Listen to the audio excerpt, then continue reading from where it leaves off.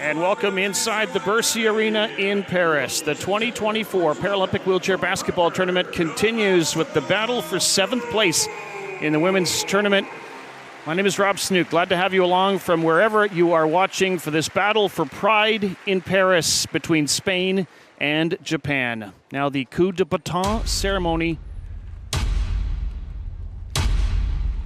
to officially launch the program, signifying the official start. Handling the honor, French singer and rapper Giorgio. Lots of fans in attendance for Giorgio. Spain is the best three-point shooting team in this tournament, over 31% in that category. Japan plays a fast style of offense, top 3 in the tournament in fast break points. Two different styles colliding in this matchup. Let's first meet the team from Spain.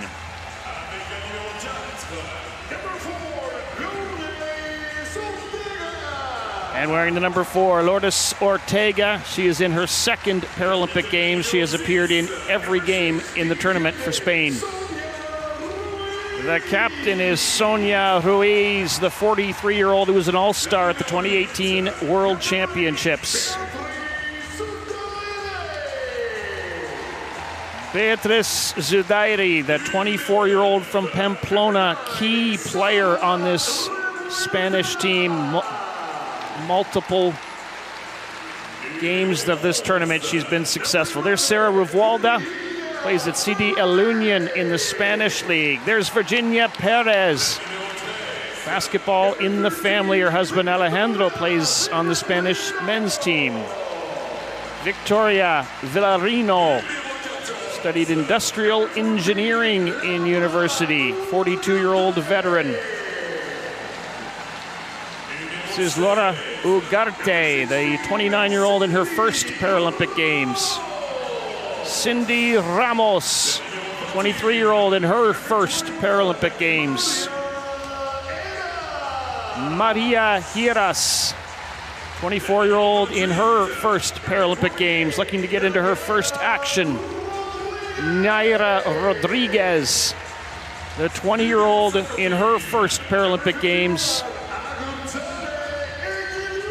Agotzain Egelus led Spain in steals in the qualifying tournament to get to this tournament. She's been playing the game since she was 8.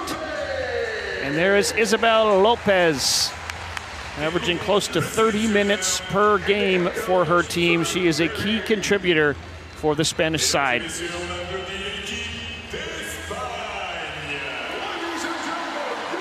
The team from Spain has been in several games in this tournament. They were very close against Germany their last time out, looking for their first victory.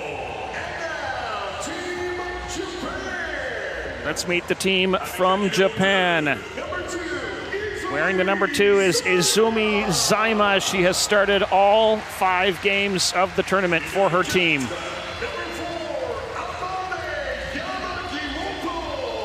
Amane Yagamoto started 4 of 5 games. She's averaging 10 points per game for her team.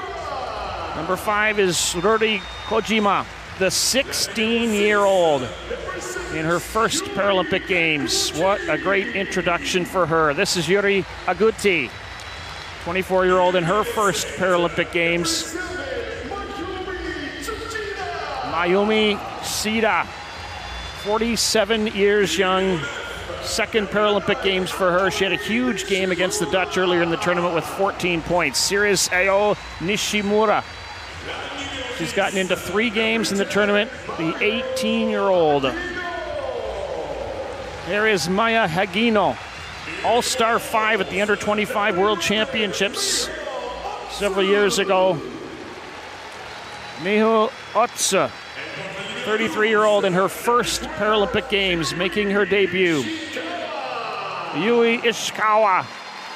She has appeared in 4 of 5 matchups in her first Paralympic Games for Japan. Shinima Shimizu has appeared in 4 out of 5 games for Japan in this tournament. The 41-year-old in her 2nd Paralympic Games. Mari Amimoto leads the team in points, in rebounds, and in minutes played. And right with her is the number 18, Chihiro Kitara. She played in Australia earlier in her career. She had a huge game against Germany with 22 points and 14 rebounds earlier in the tournament against Germany. Here is the team from Japan, the silver medalists at the Asian Games last year. And now we stand aside to respect the national anthems of both Spain and Japan. The national anthem of Spain.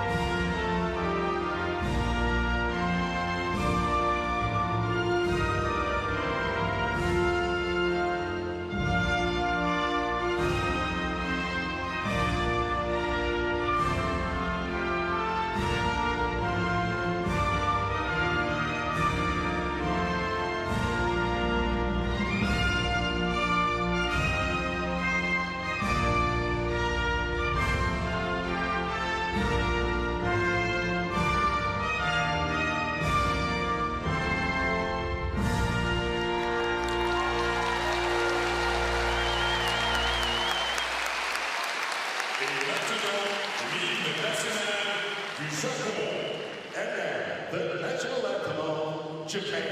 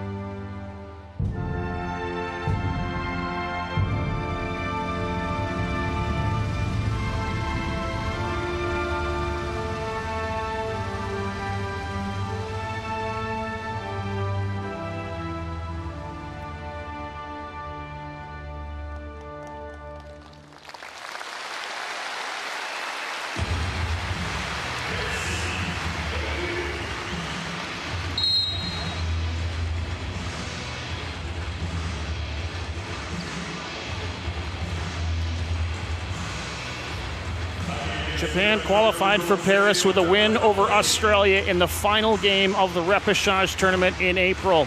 Spain also qualified at that tournament with a win over Thailand in the final game. Now both teams trying to get the best out of their Paralympic experience on the court at Paris in 2024. Japan is going with the exact same starting lineup that we have seen in every game in the tournament. Spain has been tweaking it a little bit as we see Christian Colombati is the crew chief with Strzok and Krapyanov as the umpires.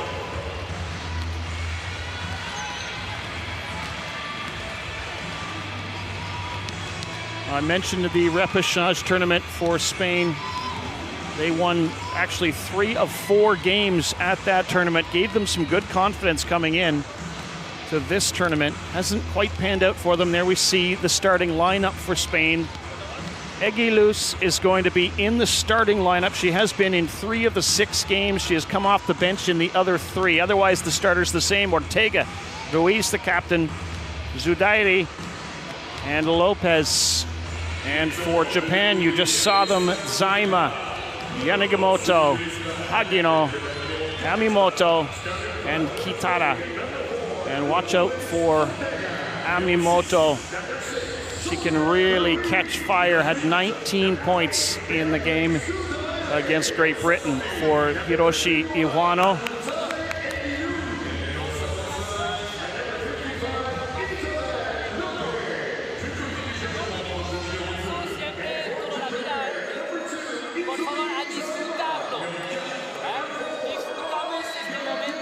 One of these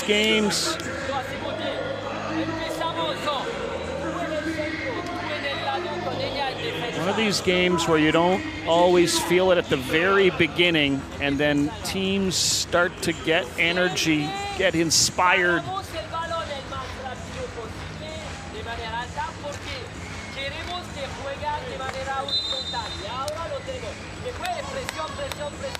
And dare I say, get a little angry as the event goes on. And once you get a little bit of that energy, anger maybe, if you will, then things can start to happen.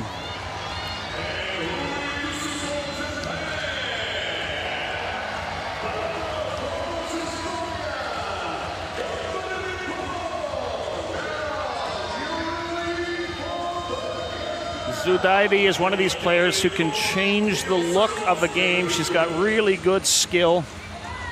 Amimoto, look at those numbers, averaging a double-double, 13.4 points, 11.2 rebounds. She is second in free throw shooting in the tournament at 75%. She's had 4 double-doubles in the tournament. Final game of the tournament for both teams. Japan in white, Spain in red. Battle for 7th place. One of these teams is going to go home with a victory. One will not. How hard are they willing to fight? The tip is won by Spain. Here's Lopez, who won the tip. Heading down to set a pick. Zudaidi going to try to hit from the outside. That misses the rim. And Amimoto quickly moves it ahead. Yanagimoto deals it off for Kitara. Underneath for Yamamoto. And, or Amimoto rather, and we have a foul already.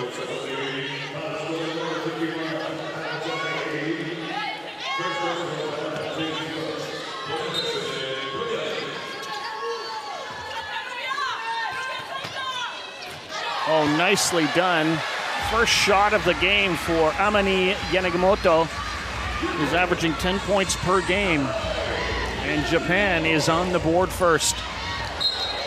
And we've got an offensive foul being charged here on Zudaidi. Agino is going to offer her help.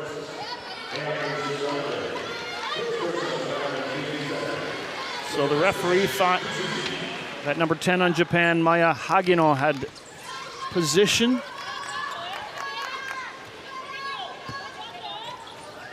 Yanagimoto surveys the scene. Works it inside for Kitara. Yes. 2 quick baskets for Japan. They started their tournament with a battle against the toughest, the #1 ranked team here in the Netherlands. Didn't end well for them, lost 87-34. Got better against Germany, even better against USA, only a 10-point loss in that one. We battled China right to the finish. Had a huge 4th quarter in that game. Wound up a little short in that one. And then the loss against Great Britain in the classification game. Spain working underneath for Captain Ruiz. And it's going to be Japan ball. And Japan is back picking Zudaidi, trying to keep her out of the defensive side of things. See there on the left of your screen, Zudaidi being hemmed in. And now off goes Amimoto to get involved. Zudaidi still can't get in. It's 4-on-4 right now. Here's a chance for Japan to extend their lead. And it just rolls out on the shot from Hagino.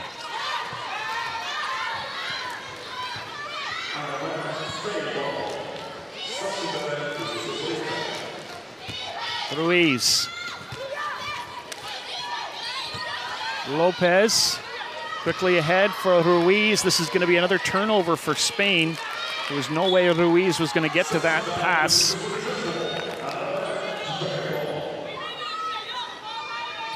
So Japan, the better team here in the first couple of minutes of this game. The head of Coach Frank Bellin dropping a little bit.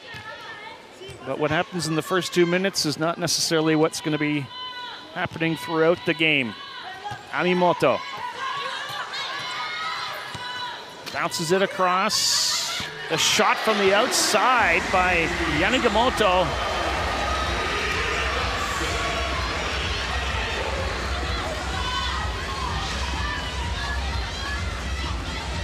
Yanagimato with a nice assist and dealing it to the outside, and it's a 6-0 lead, Japan.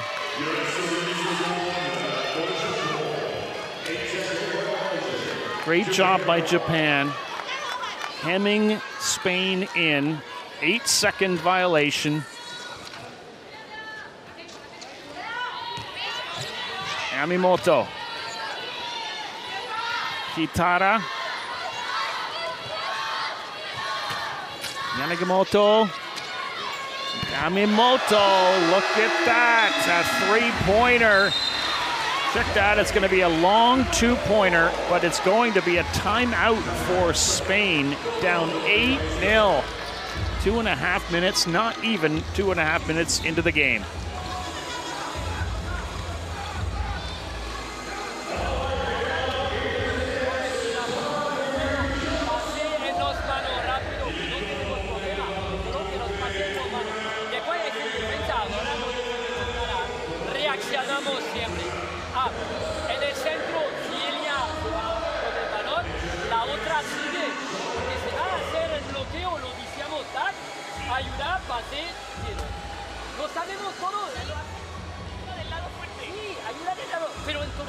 Cuando la persona viene para el bloqueo, estamos diciendo que ahora no hacemos nada. Sí, pero, porfa, ahora no podemos perder las manos. Ale, go. Eso no revoluciona, ellas quieren ganar. Ale. España.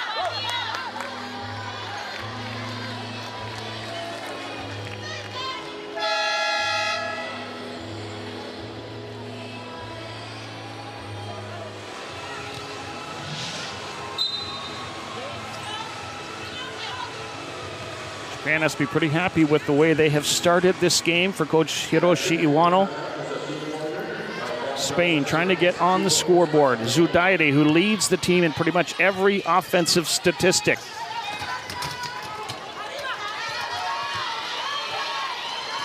Including assists, works it across for Ruiz. She puts up a shot that's just a little bit short.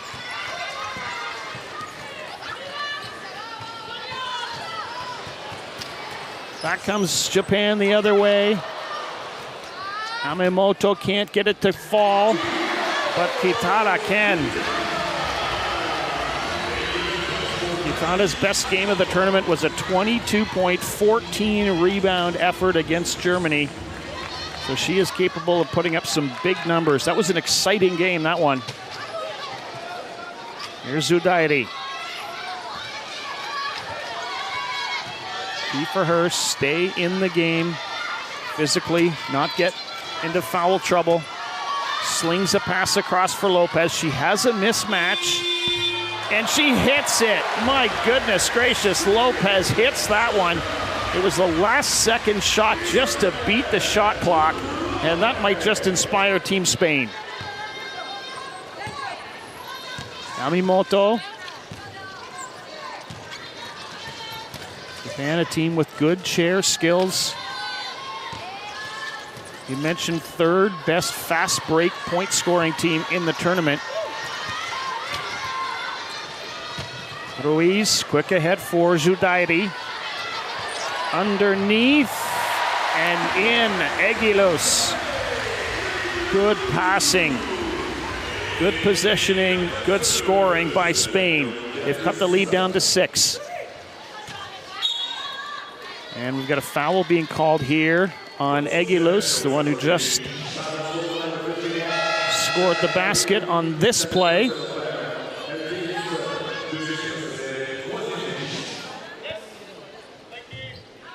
That is the third team foul already for Spain.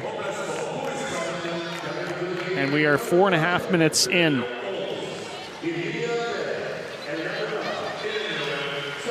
Into the game for Spain. Perez and Rivalda. Coming out, Aguilos and Zudairi. Pass underneath. Nice attempt there by Yamamoto. Spain again trying to get the break here. And they have run out of time yet again. Backcourt violation.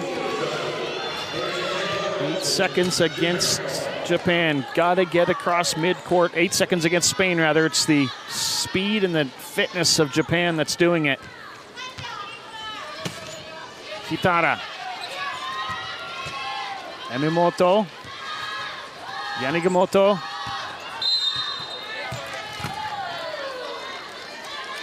And a foul's been called here on Ruiz.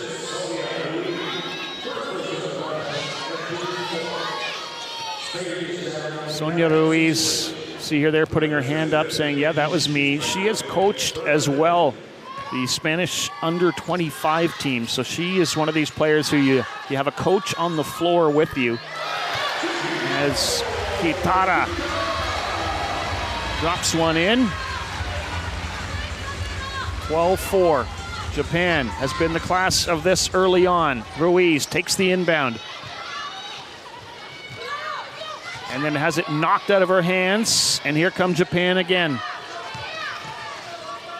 Yamamoto takes the pass from Kitara to the left corner. Back for Yanigamoto. Kitara. Quick feed inside. And Yamamoto trying just a kind of a circus shot. Catch it and throw it over my head. Oh, good escape there by Spain. Ruiz helps them with the press break. Now they work it in for Lopez. And one. And one. Lopez gets the basket, draws the foul.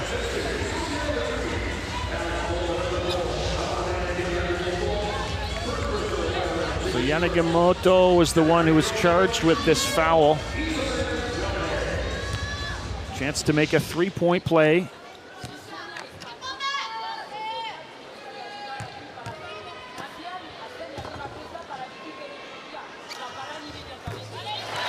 Lopez, just a player with so much ability, it seems. Hasn't been able to convert that into big points in this tournament. She had a 12-point game against Canada. That was her best offensive output.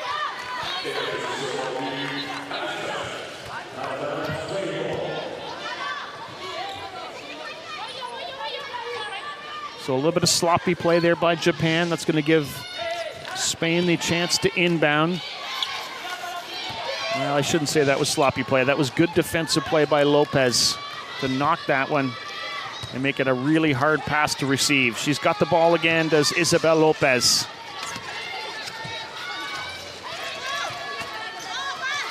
Sends it across for Perez. From behind the screen. And then rebound picked up by Lopez. And that's finally going to drop in. And Spain has cut the lead down to 3 points. Aguino got the rebound. And it's going to be blown down.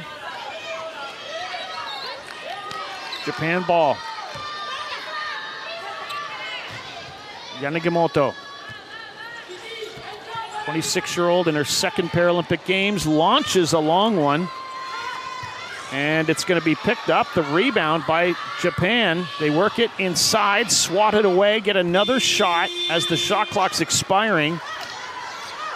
Wasn't a bad attempt there by Yanigamoto.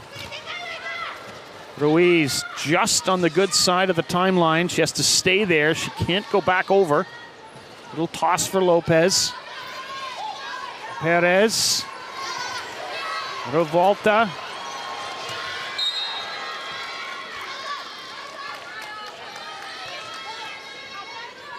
It's going to be Japan ball again. They're playing really tough. In fact, that was Ortega who had it knocked out of her hands. Her sweater kind of tucks right under there. Sometimes it's hard to tell the difference between the 4 and the 9.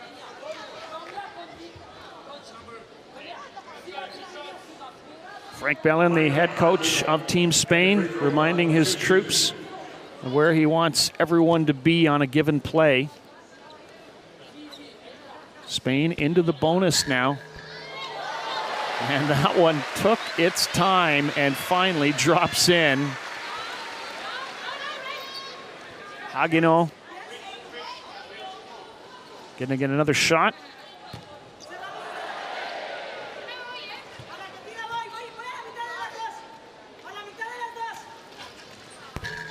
Nicely done for Maya Hagino, the 31-year-old in her second Paralympic Games.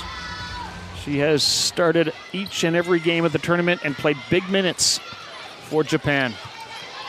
Here's Lopez, drops it off for Ruiz. Picks it back for Perez from the free throw line. She hits. Spain can get Perez going. This is going to be really interesting. It's a 3-point game now with just over 2 minutes to play in the first quarter. Yanagimoto surveys the scene. A couple of twists, a couple of turns, gives it for Kitara. She puts up a long shot, a long two-pointer.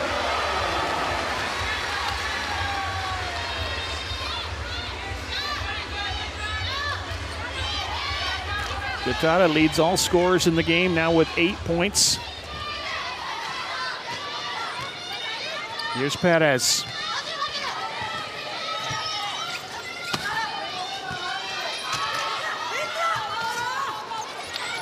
Not quite a mismatch that she wanted there. Gets the shot up and gets fouled in the process by Amimoto.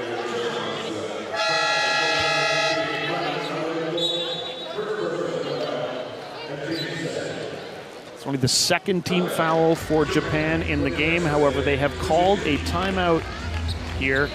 Their lead is 5. 1:24 to go in the first quarter. Let's try to listen in on these timeouts if we can.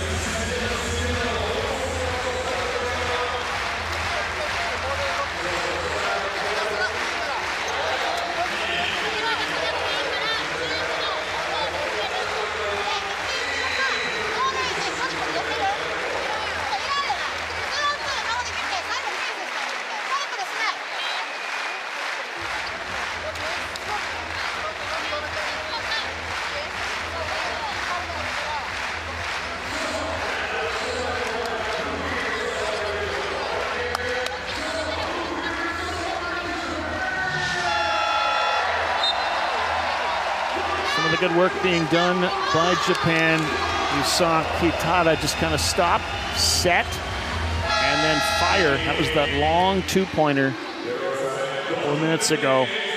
Reason for the team from Japan and their fans to cheer. 8 points already for Kitara. Look at the percentage there, 4 of 4.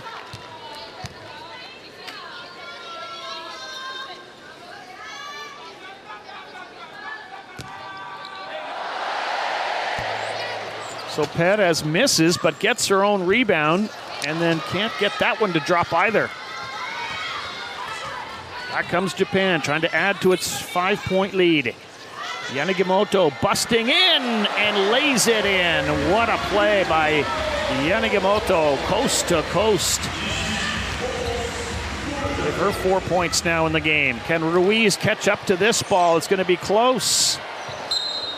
And she was trying to bang it off of the Japanese player. There's that finish from Yanagimoto on the layup.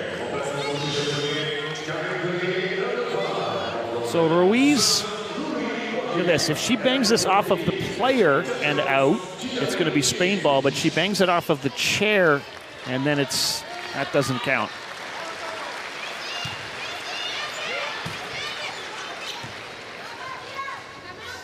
Final minute of the opening quarter of this battle for 7th place. Japan in the driver's seat, leading by 7 as they try to win their first game of the tournament. Kojima in the game with the long shot, misses. Lopez picks it up, loses it. Another possession here with a full shot clock. for Japan.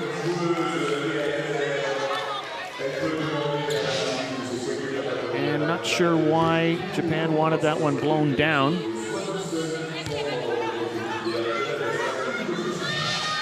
They've got a 21-second shot clock to work with.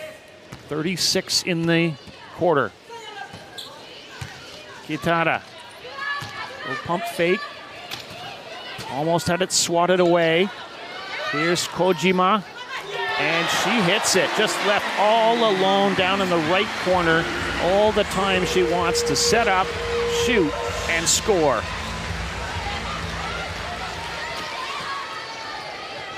Ruiz. Across for Perez. Yes. Just what the Spanish doctor ordered as Perez gets that one to fall. Cutting the lead down to 7. Good vision by Ruiz. Made it seem like she might be going to go hard to the basket, and then she delivers to Perez. And she delivers off the backboard and in.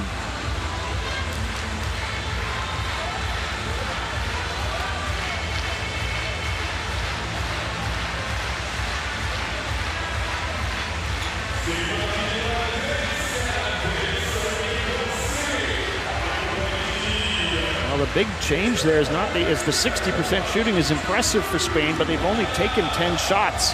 Japan was 17. So far, they have been fighting harder for those loose balls and been rewarded.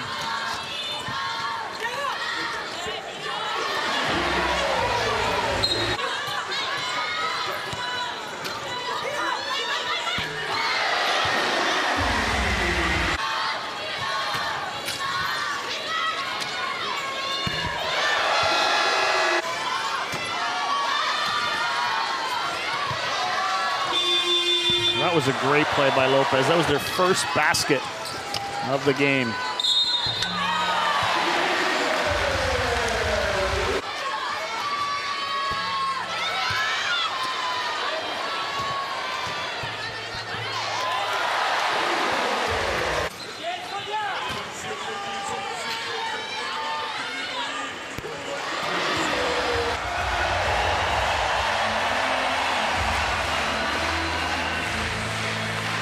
These teams have both had continental success.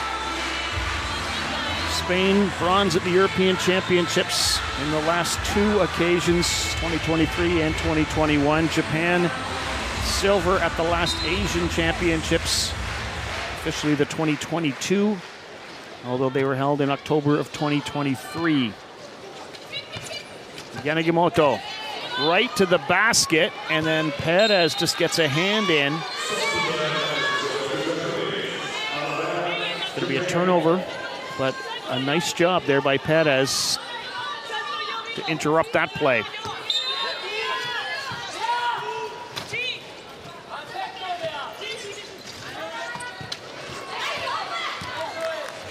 Yamamoto, Kitara.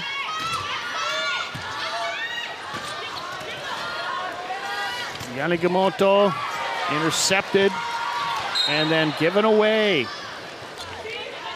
But we've got a foul against Japan, so this is going to give Spain a break here. Ortega saying, hey, the pass for Zudairi, I couldn't get there because I was interfered with. Spain wanted that to be unsportsmanlike, but it's not. Here's Zudairi, Perez. Up and in for Virginia Perez in her second Paralympic Games. Her biggest game of the tournament was an 18.8 rebound game against the Netherlands in the quarterfinal.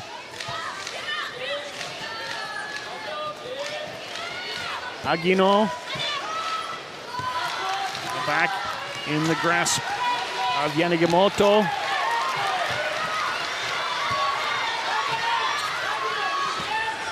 Oh, great job by Yanagimoto to track that ball down. Another steal for Japan.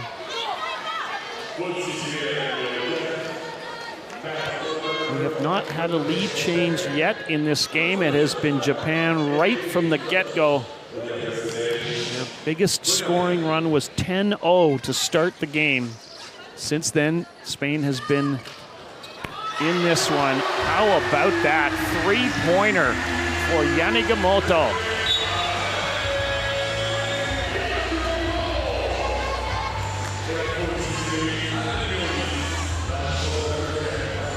Look at this, rolling up to the three-point line.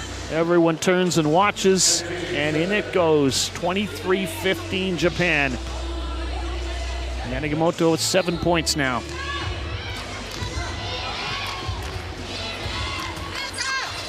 That last foul, by the way, was against Hagino. The shot's gonna miss. Japan smartly just leaves it. Kitara.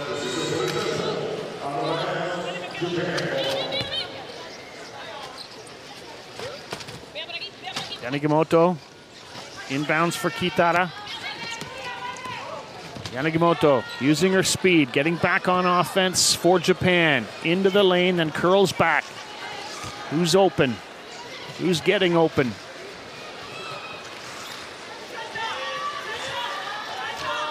And with the screen set from Amimoto, Yanagimoto drops in another one. Give her 9 points. Now she leads all scorers in the game.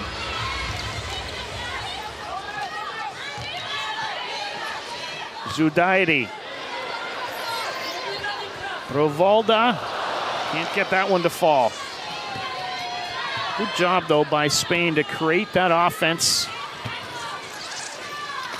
Yamamoto, yes. 12-point lead.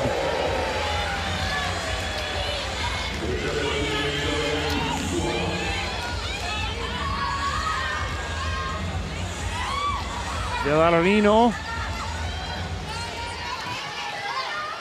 trying to make the best of her minutes out here. In for Perez.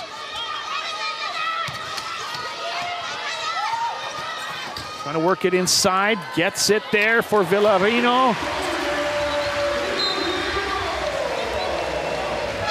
Her first basket of the game.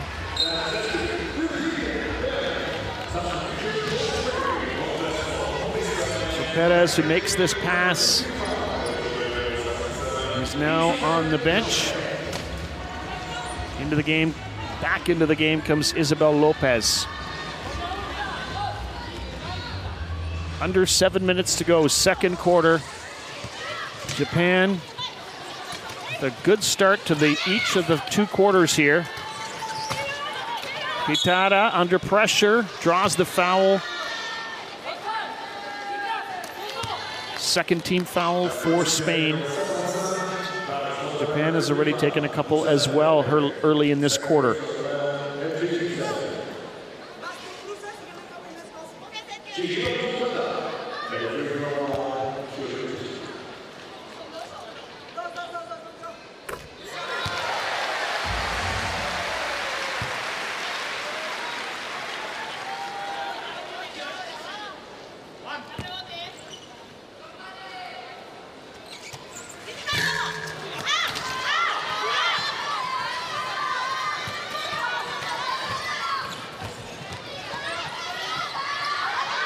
Ortega under pressure from 2 Japanese players, and it's going to be a foul call here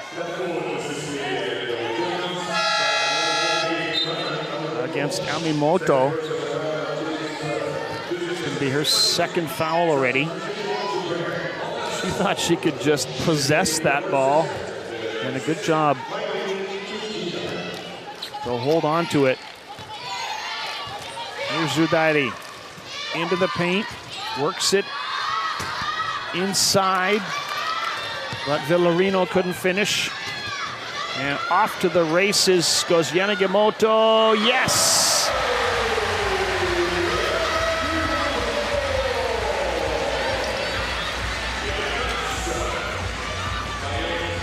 She's averaging just over 10 points per game, and not surprised, are we? She's already got 11 here. Foul called against Spain. That is their third personal already, and we haven't hit the 4-minute mark of the second quarter. To be fair, Japan has 3 personal fouls actually, and Spain only has 2, so that was just a turnover. It's a traveling call, in fact. Yamamoto. So both teams, we could end up with a bunch of foul shots here.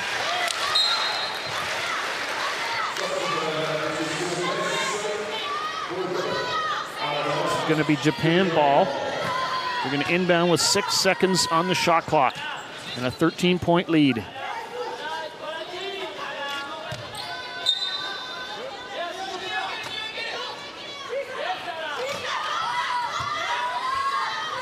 Zaima, quick feed back. Oh my, what a shot. Yamamoto.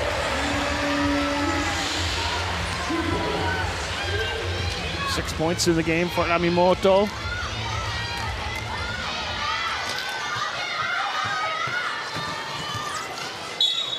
Villarino's pass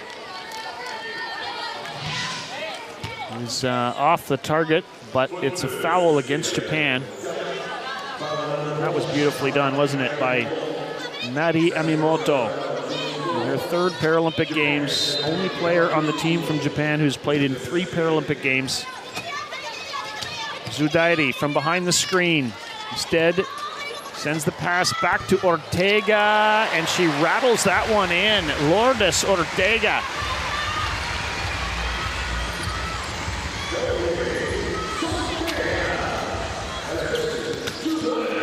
Nice job by the one-pointer. Here's Yamamoto. The path blocked by Ortega. Cross on the other side for Yoshida, who's come into the game. And that ball is stolen in the paint by Spain, and they're going to get a free chance at the basket from Zudairi, but look at the speed coming back from Yamamoto. And another defensive rebound picked up by Naomi Tsida. And another giveaway by Japan. So Spain putting a lot of pressure on Japan here. Still trailing in the game by 13, but slowly starting to change the momentum maybe. Here's Villarino. That shot comes up short. Got to get the shots though. You do all that hard work.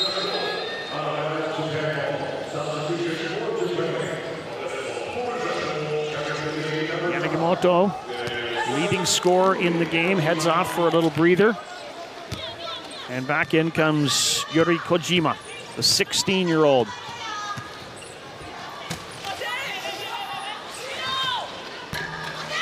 That one is short, but Sida's going to get her own rebound, and then she draws the foul. Villarino is going to take it.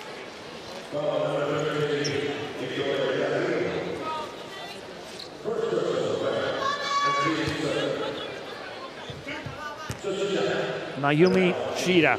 So you've got a 16-year-old on the floor, and you've got a 47-year-old on the floor. That is Mayumi Shida. She's got one start in the tournament. Otherwise, she's come in nicely as a substitute, scoring around 8 or 9 points per game. At a 14-point game to begin the tournament against the Netherlands.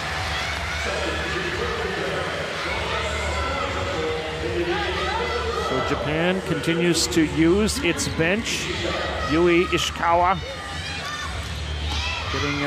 making her 5th appearance of the tournament in 6 games.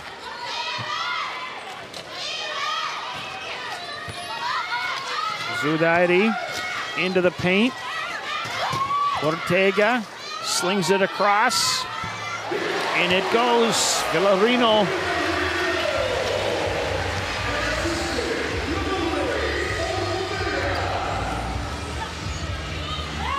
Inside of 3.5 minutes to go in the half. Yamamoto. Shida.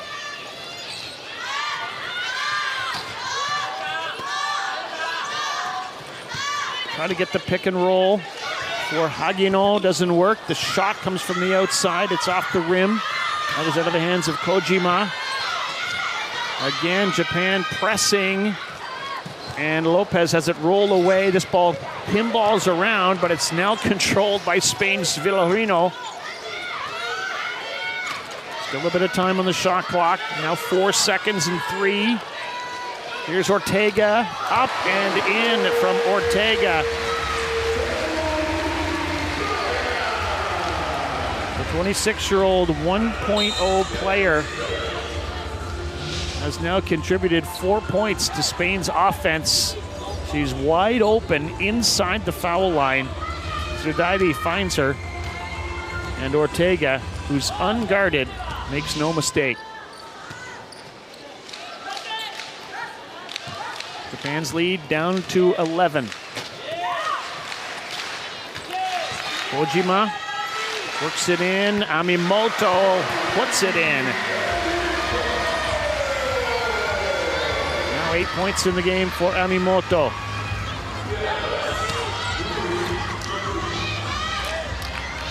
Quick break again by Spain. Work it in for Ortega, and she draws the foul from Kojima.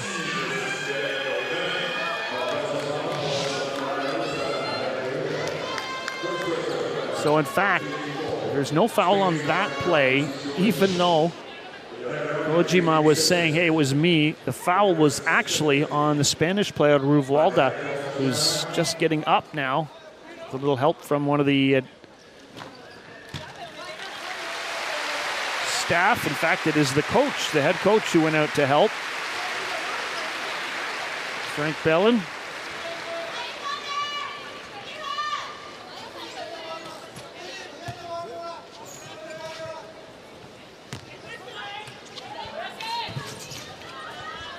Amimoto takes her time. Got to work a pass in, but good defense from Spain as Toshida's path was cut off. Here's Zudaidi. Crosses over. Good defense from Japan. Hagino, Zudaidi trying to shovel a pass hard inside for Lopez. It's taken away. And Japan is just going to be able to hold the ball.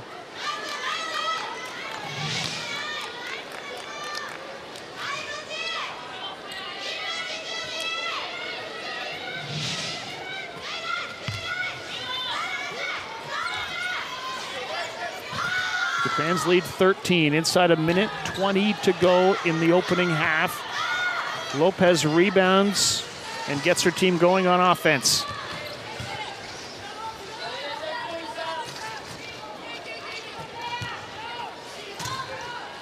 Slings it across for Zudaidi. Drills it underneath for Lopez. Does well to get chair position, spins and fires. And it's 25 points on the board now for Spain. It's timeout call, Japan. 54.7 seconds left. Both teams in the bonus. So let's see how long this 54.7 seconds will take.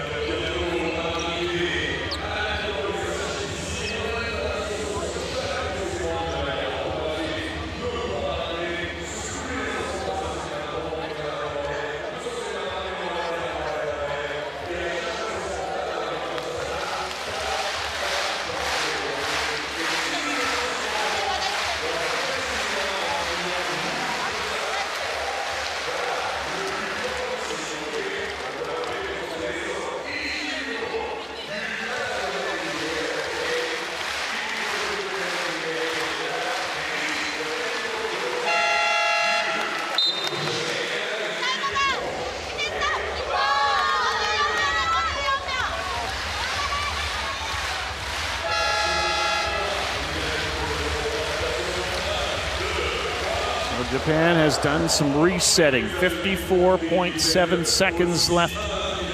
They're going to inbound the ball and try to add some more offense. Extend their 11-point lead.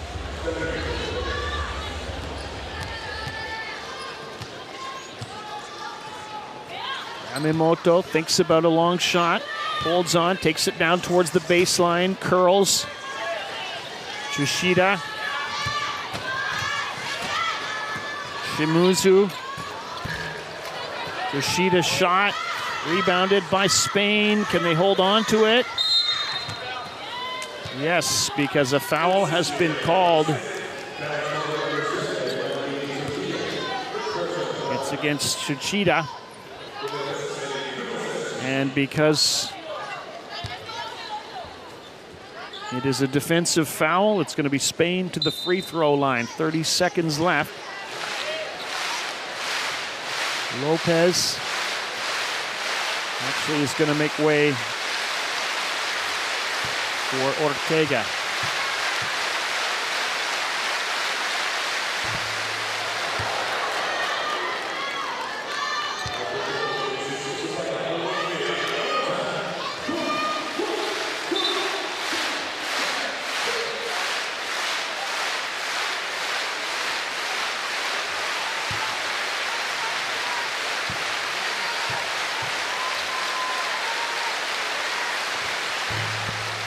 Ortega's got 5 points in the opening half, and her teammates appreciate the work that she has done.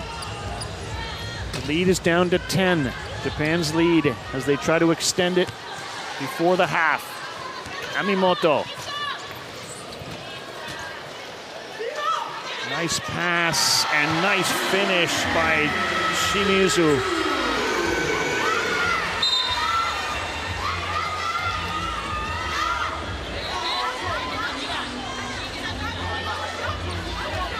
Shimizu doing a nice job there, putting herself in a position to take that pass and then the finish.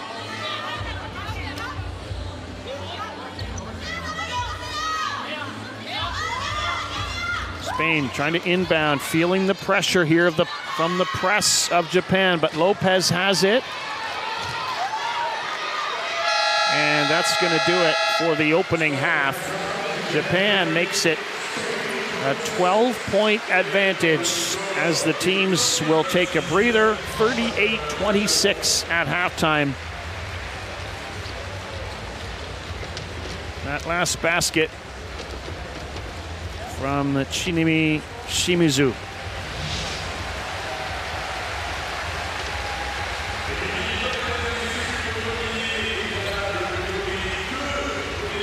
Leading scorer at halftime, Yanagisamoto with 11 points to go with her 4 assists. And the leading scorer for Spain, 9 points on the board for Isabel Lopez. They're shooting 52% from the field, haven't taken nearly as many shots as Japan. Look at the points from turnovers, 17-4 favoring Japan.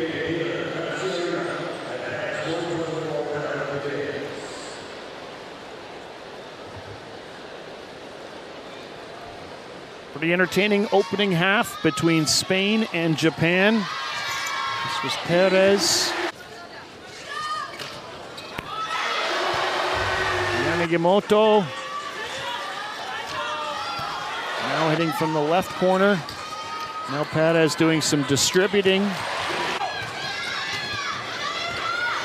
Now Yanagisamoto hits the layup. She can hit all kinds of different shots. So can Yamamoto. Ortega, impressive half for her, 5 points. There was an assist on her part. There's another one of her points, another 2 of her points.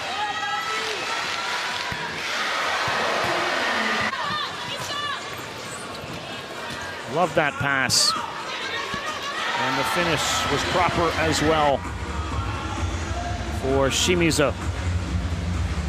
38-26, Japan leads at the half in this battle for 7th place in Paris.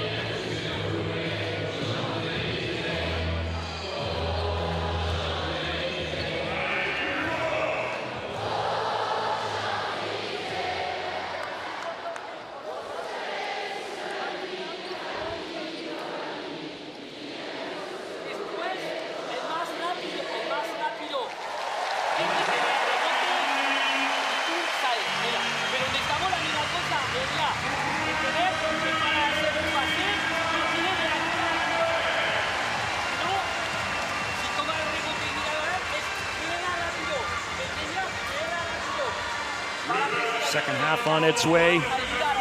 Spain is the bigger team in this game. Japan is the faster team in this game, and so far it has been the faster team that's had the edge over the bigger team. Spain has turned the ball over 13 times so far, just 4 for Japan, and Japan has outscored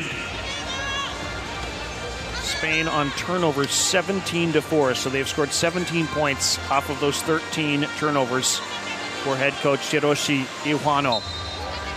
Time for the second half in this 7th place battle in Paris. Spain in the red jerseys with yellow, and Japan in the white jerseys with red.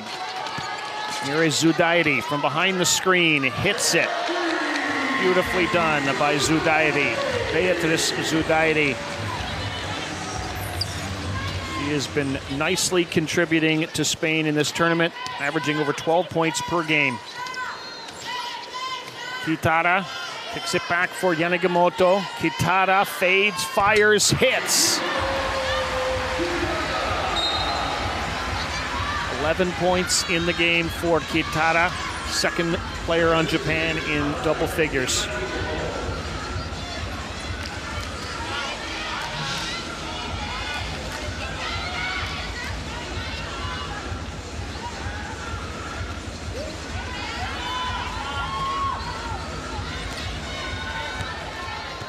Zudairi.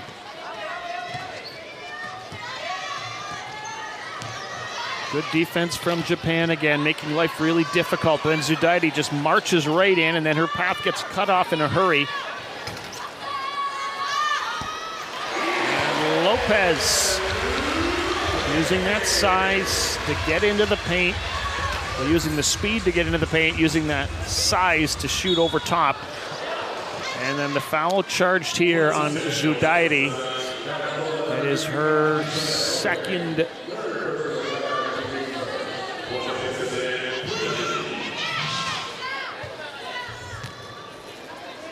So they've given that foul to Lopez. That is her third personal foul already.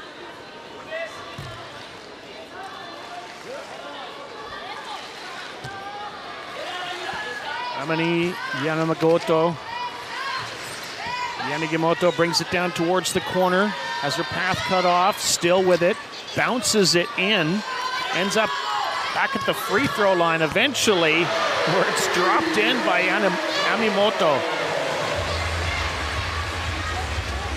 Finishing off a kind of a broken play that ricocheted in front.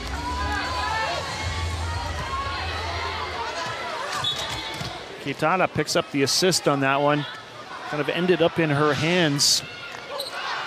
Look at this. Just kind of, oh, here it is. Throw it back quickly to Amimoto. She knew she was in a good spot. Kitara knew Amimoto was in a good spot. So Amimoto becomes the third player on Japan into double figures. She's got 10 points.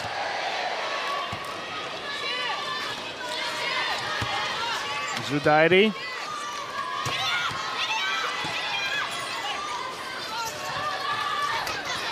Good shot from Rivalda. Not, but that works on the rebound from Perez.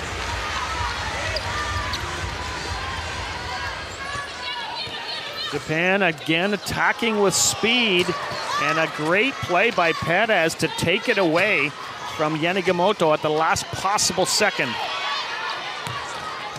But then a giveaway by Spain as they are trying to break the press. This is a nice play. Really nice, but it doesn't lead to anything for Spain. So they create a turnover and then can't complete the play. That's got to be frustrating for the coach. Zaima just rattles out. Zudairi picks up the rebound.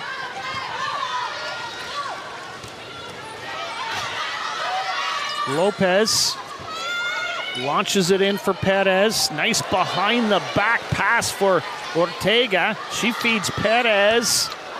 Can't hit, and Japan is there for the rebound.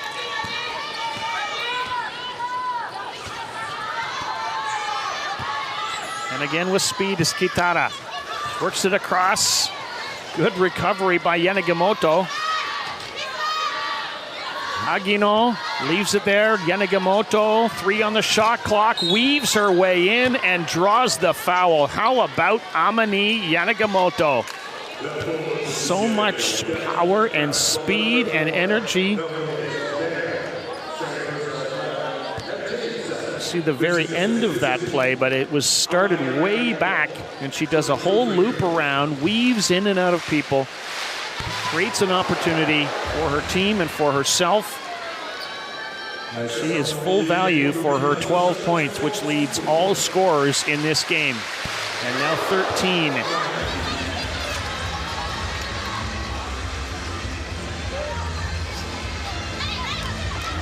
Japan has also been excellent from the free throw line there. Now 7 of 8 as a team. Lopez, Zudairi. Lopez trying to get to the basket. From behind the screen, she's going to put one up and put one in.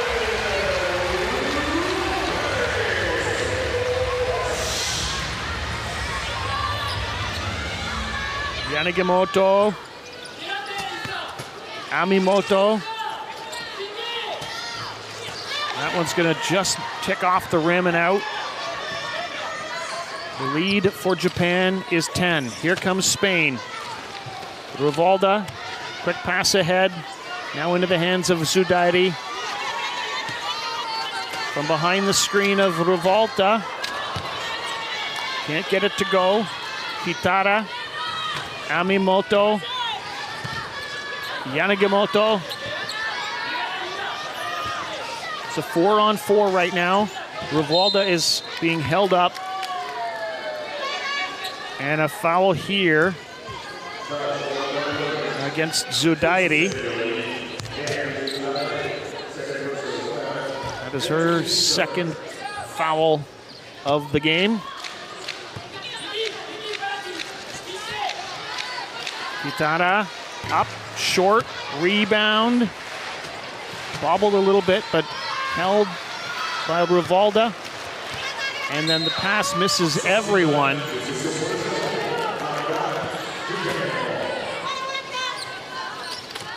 That is the 15th turnover of the game for Spain. Japan has thrown the ball away only 4 times. Yanagimoto. Kitara. Amimoto, yes. The lead is up to 12 again.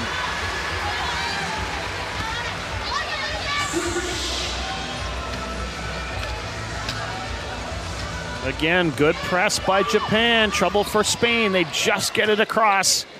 Lopez, and that's stolen, but a foul has been called on Kitara.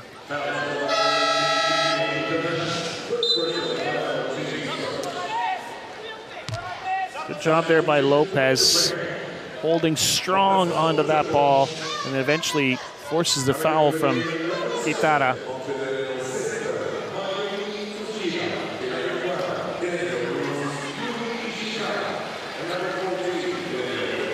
Substitutions now on the side of Japan as Amimoto heads to the bench. As does Yanagimoto, as does Zaima. They bring in Shimizu, Ishikawa, and Tushida. And Spain, no success on the free throw.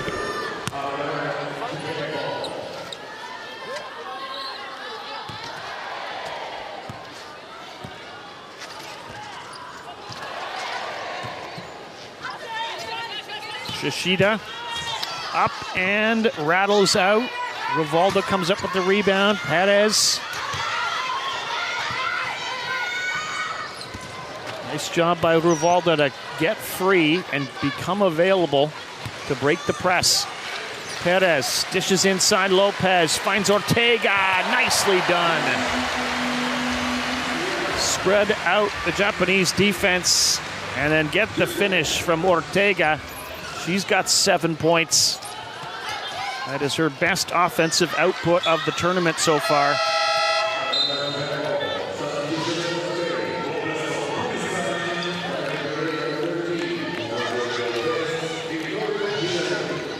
So Lopez is going to check out of the game, and Villarino is going to come into the game. Another one of the big tall players on Spain. They try to use their size against this quick team from Japan. Zudairi from the free throw line, rattles out. Nobody underneath the rebound on Spain. And so Kitara.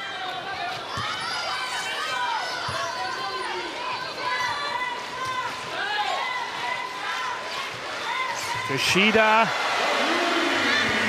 Nicely done by Toshida. Give her 4 points in the game.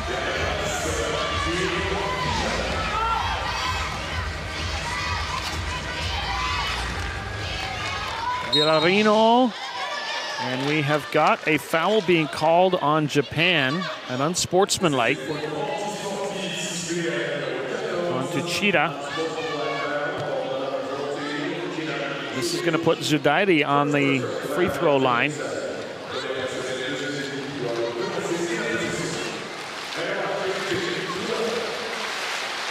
50% free throw shooter in the tournament.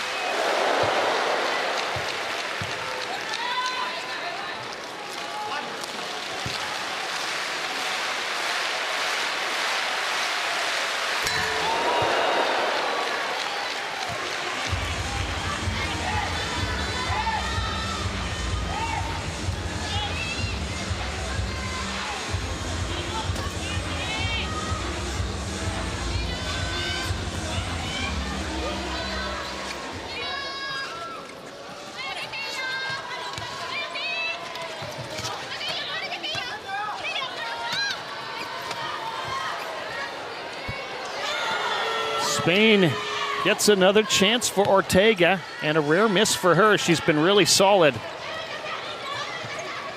Bounce pass for Hagino, and don't see that every day, as Kitara literally drives right over top of the ball.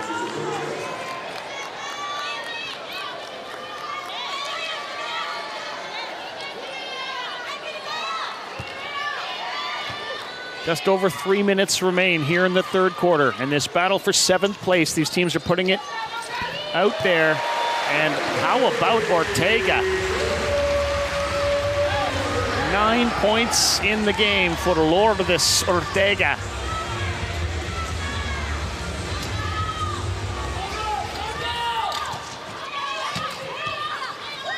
Aguino.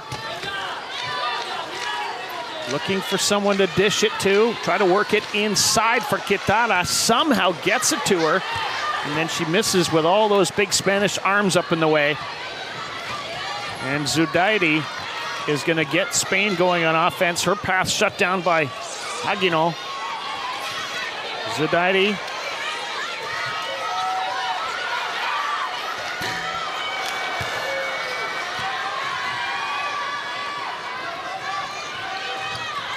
Aguino. 2 minutes now to go in the third quarter. Kitara. She fires the rebound, just handled on a team rebound by Spain. Into the hands of Rivalda. Perez launches it in for Villarino. Up, rattles out. Rebounded by Perez, or at least Ortega.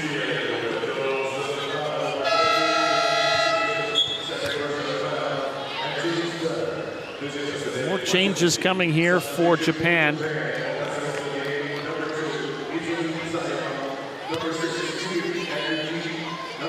So the coach of Japan continues to use his squad, Hiroshi Iwano. Zaima back on the floor. She started the game for Japan. Nishimura is out there. That was 4 players substituted. Kitara goes out, Shimizu is out, Ishikawa is out, Hagino is out. It's Zaima, Eguchi, Nishimura, and Amimoto back into the game. And she's got the rebound. Amimoto working on a 12-point game. Takes it all the way to the rack and can't get it to fall, but her teammate can. It's the and one play for Tushita. Extends the lead to 10 and continues to push the envelope.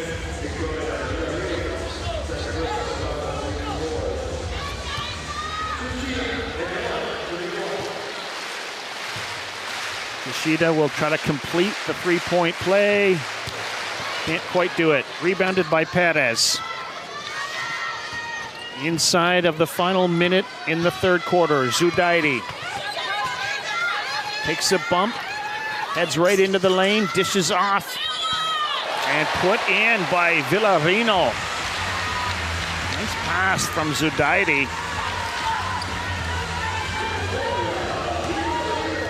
8 assists now in the game for Zudairi. Nishimura slings it back. Amimoto.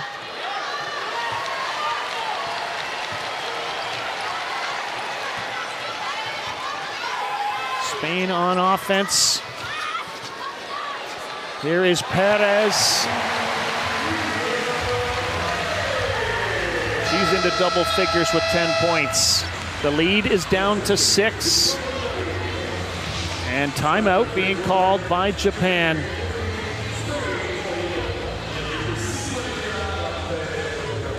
Well, both teams trying to use their benches, use their players, and we'll see if they simplify things a little bit in the fourth quarter, but we're still a few seconds away from that happening.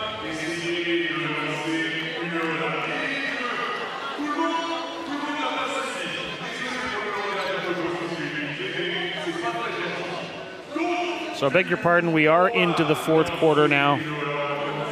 Saw some concern on the Japan bench, thought they were calling a timeout, but of course the clock had just run out on the quarter. A nice push by Spain at the end. Here's Zudairi shooting.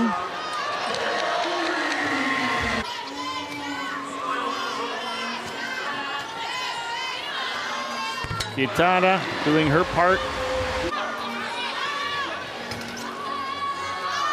Lopez contributing on the offense for Spain. Here from behind the screen. Not an easy shot. Good movement of the ball by Japan.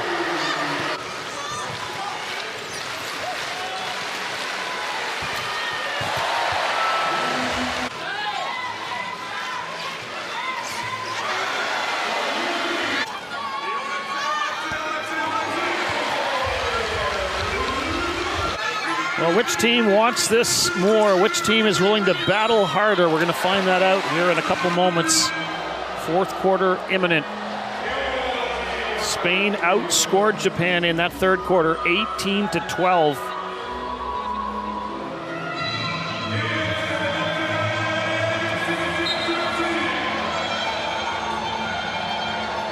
On the floor for Japan is Hagino, Yanigamoto, Kitara, Yamamoto, and Zaima. There's Hagino, rebounded by Ortega. Zudairi ahead. That's going to be another turnover.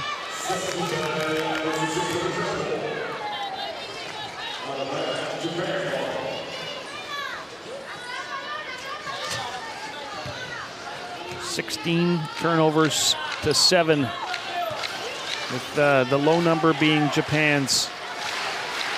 Kitara. The team's lead down to 6. Work it inside for Zaima, who's left alone, and she makes no mistake. Izumi Zaima, the 27-year-old in her second Paralympic Games. It's her second basket of the game, and that came at a key time, extending the lead to 8. Zudairi. Down to the left corner. Curls back. Who's open? Finds Villarino. Her shot gets rebounded by her. Now Perez comes in to rebound. They're going to scramble and battle for this. The jump, and then the possession arrow goes the way of Spain.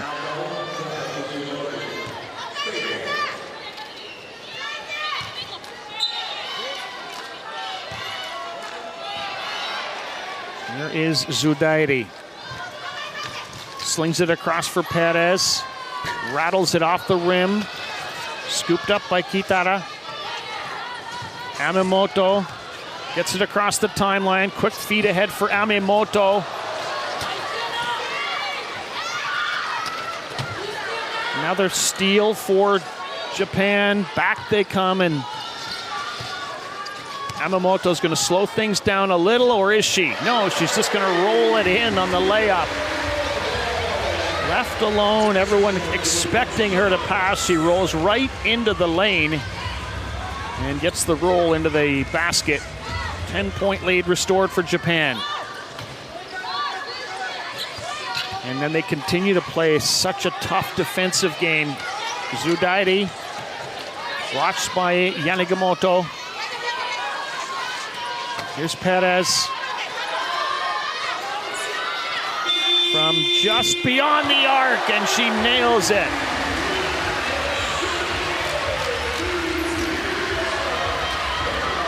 Nicely done for Virginia Perez. Huge shot. The lead suddenly cut back down again to 7.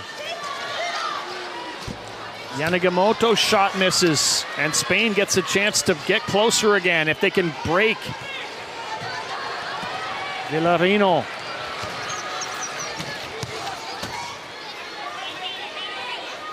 Works it across. Perez. Ortega was relatively available down towards the basket, but that pass was nowhere near her. And a timeout has been called by Spain. 6:56 to go, fourth quarter, down by 7 in this battle for 7th place.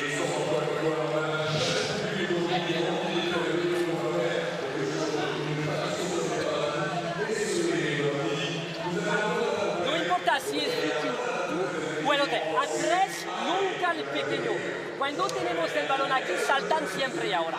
So, por favor, quiero siempre eso. No puedo ver que una persona se queda aquí y que estamos a 2 contra 2. No lo necesitamos. Lo que necesitamos, porque no tienen la ayuda dentro, es eso. Y que lo tiene, vea como tú lo haces fin o tú. No importa. Bloqueo, entrar. El bloque. Si no se quedan, pasamos. Siempre eso. Siempre eso. Pero, de nuevo, continuamos, paramos ahora, go. 1, 2, 3, España, go, go, go.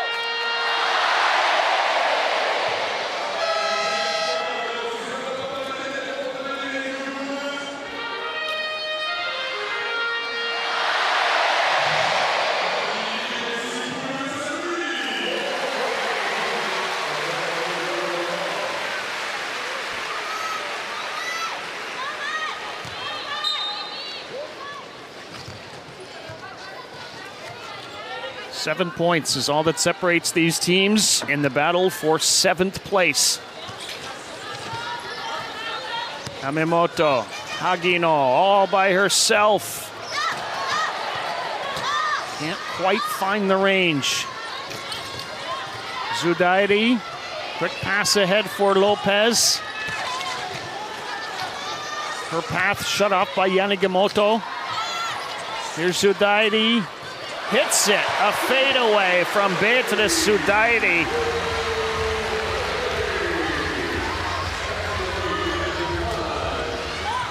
Lead cut down to 5 points.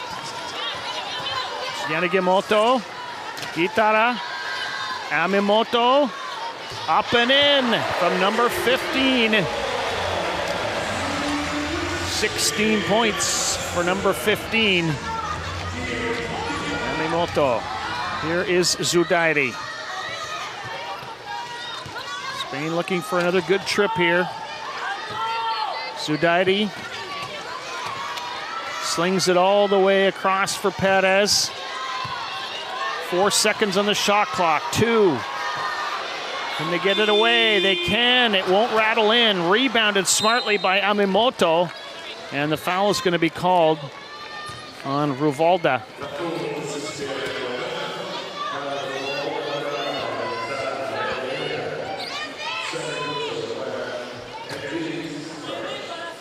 Seven points. Again, the separation between these teams. Still tons of time left in this one for Spain to come back, if that is in the cards.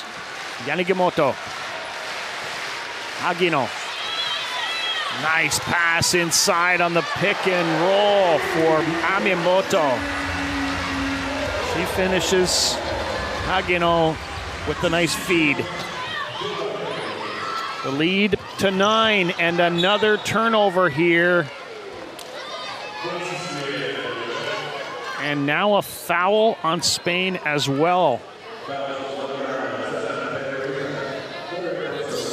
Revuelta, who again took the foul.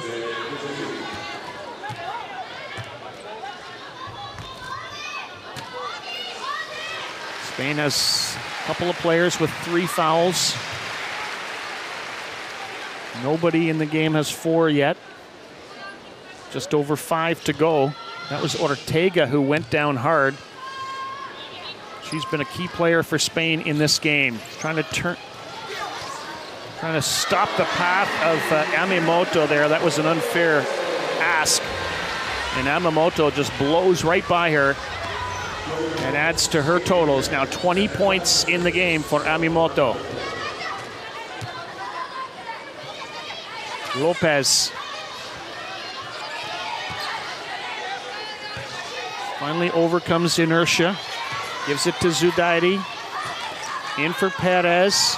Puts up a shot from range and hits it. Well, if Spain can keep hitting from outside, they could make a game of this, but it's easier said than done.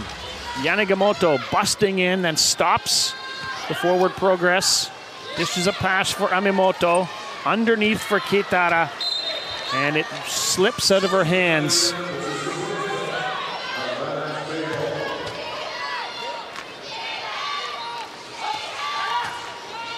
Lopez. Perez.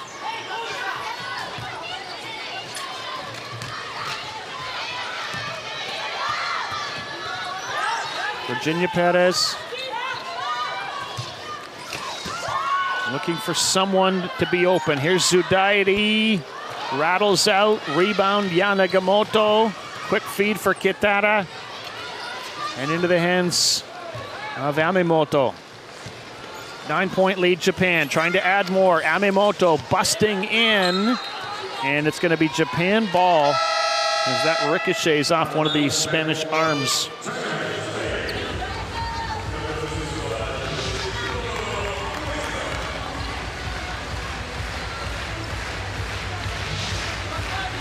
Timeout has been called now by Spain to talk about things with 3:37 on the clock.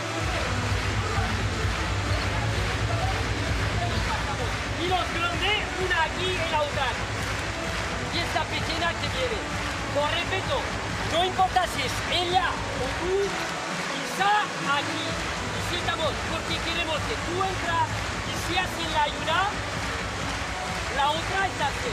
Por favor, que no podemos tomar siempre por eso, que necesitamos eso para ella. Y si se quedan con ella, pero si no, no puede tirar, tiene siempre 2 personas con ella. Por favor, la misma cosa en defensa, ahora paramos eso, pero necesitamos meter ahora. Por favor, que nos quedamos aquí, porque no ayudamos a 2 of the 20 points in the game for Amimoto.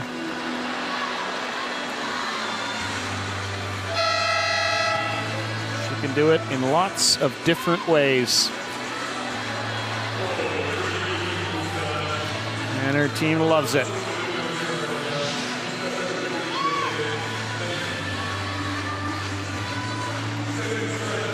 10 of 17 from the field, 8 rebounds, 5 assists for Amimoto. She's got 4 double-doubles in the tournament already. She's got it again, fires again, 22 points. Lead is up to 11.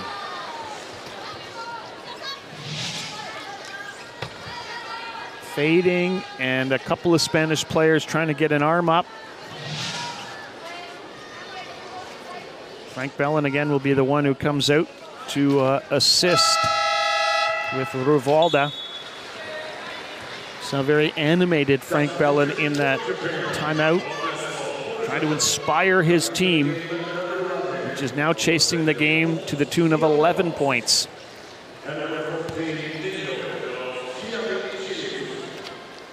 So changes for Japan. Out of the game, Amimoto and Zaima. Into the game, Shimizu and Otsu. Here's Zudairi. Trying to work it in for Lopez. Drawing the foul is Spain. And it's on Yanagimoto. That is her third personal with 3:22 to go.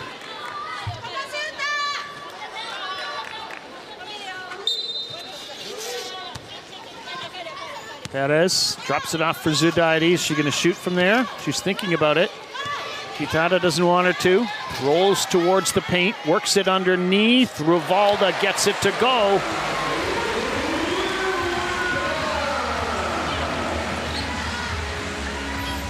Yanagimoto just blasts right back into the paint and then kicks it out for Kitara. Has all the time in the world and it can't. It doesn't want to drop. Lopez.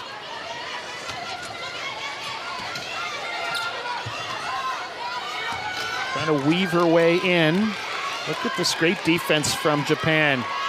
Making it a nightmare for Spain to get anywhere near the basket. Just 1 second on the shot clock. Put up by Perez. Oh, that didn't miss by much.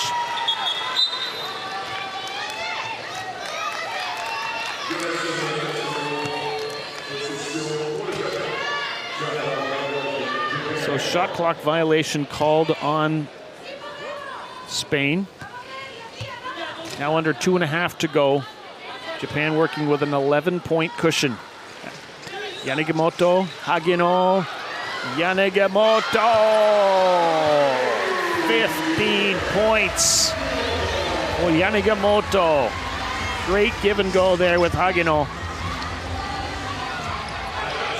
Spain trying to attack with speed here. Lopez, Zudairi, yes! Get it to drop. Cut the lead down to 9.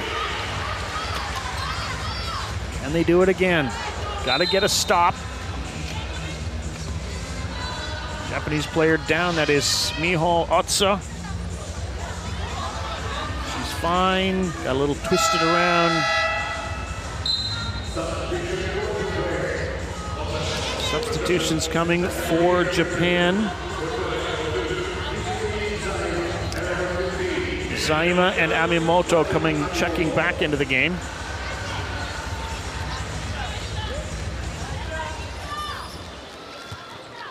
Amimoto drops it off for Yanagimoto.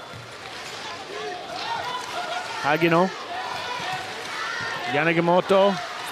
Kitara. Up and in. And it is starting to fade away, the chances for Spain. Down by 11, 1:38 left. They need stops now. They get the break, Perez, but has her path shut down by 2 or 3 players from Japan. Trying a three-pointer.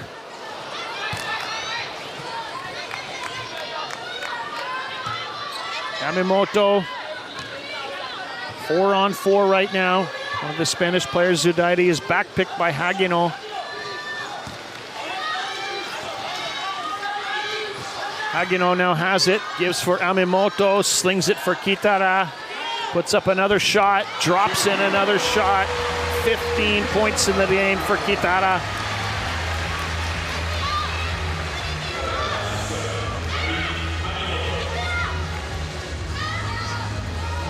Lopez, we're inside of a minute to play now in this 7th place game. Japan is going to win its first game of the tournament. They have been battling for everything in every game and have gotten better and better. Now Hagino Very unselfishly just peels back with the ball. Yanagisato, Yamamoto, Yanagisato. Right into the paint, right off the backboard, into the basket. 15-point lead, Japan. How impressive are they? Biggest lead of the game is here in the final minute. 4-on-4. That one is just short from Perez. And that's going to do it, my friends. 11 seconds left. And Ortega has actually been backpicked right into the corner on the left of your screen. You're just going to see her now come out as the timeout has been called by Japan. Just to talk about how to handle these final seconds.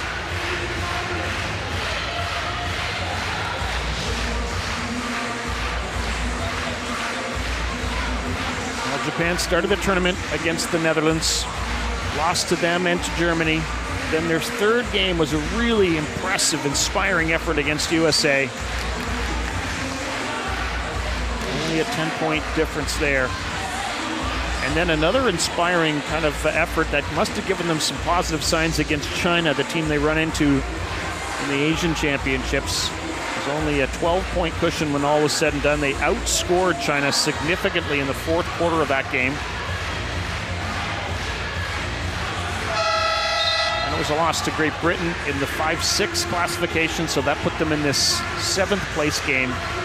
And now Japan is going to get it all right in this one. Possibly one last inbound here. Hagino. Yanagisato, who's been so impressive in the game. Kitara, one last shot, one last bucket. 0.3 seconds left. What an impressive game this has been for the team in white. Japan takes it 72-55.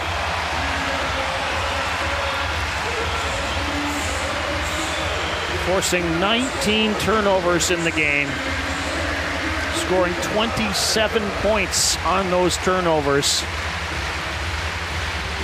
They shoot 51% from the field. They get a nice effort from the whole team, really. 22 points when all is said and done from Amimoto, adding 7 assists and 8 rebounds.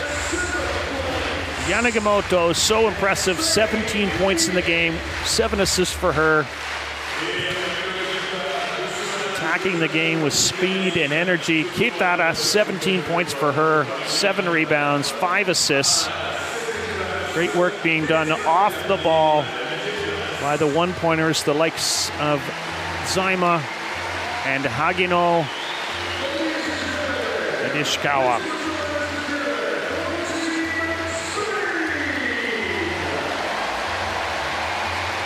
For Spain, had the size, had some flashes in this game, but the speed of Japan was just a little too much. Perez led them with 15 points. Lopez had 13.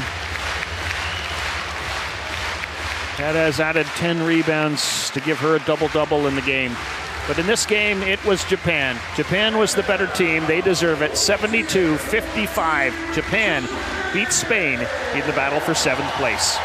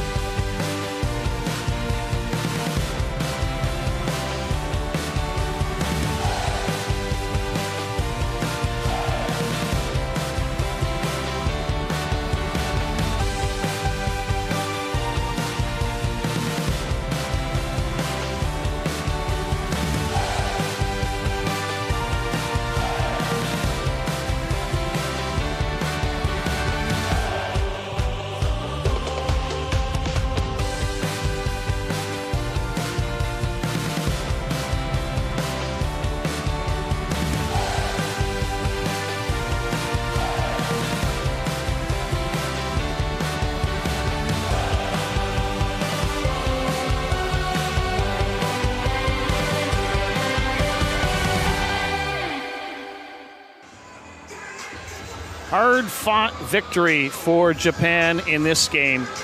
They take it, when all is said and done, 72-55 over Spain. They led in a lot of the offensive categories. They got nice leadership from their star players, Yanagimoto, Amemoto, and Kitara, and they get the victory. Again, 72-55, the final, Japan over Spain in the 7th place game.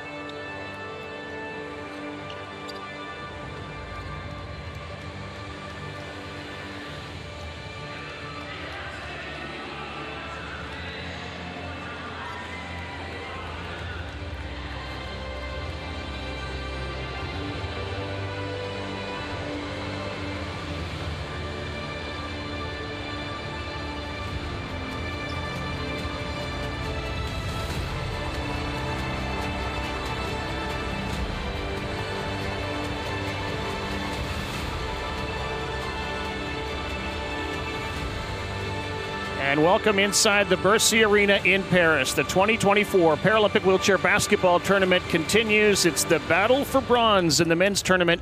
My name is Rob Snook, joined by wheelchair basketball Paralympian Joe Bestwick. We're thrilled to have you along from wherever you're watching and whichever team you are cheering for. Bottom right of your screen, the bronze medal match is between Germany and Canada. Canada 3 wins so far in Paris, including one over Germany in the preliminary round.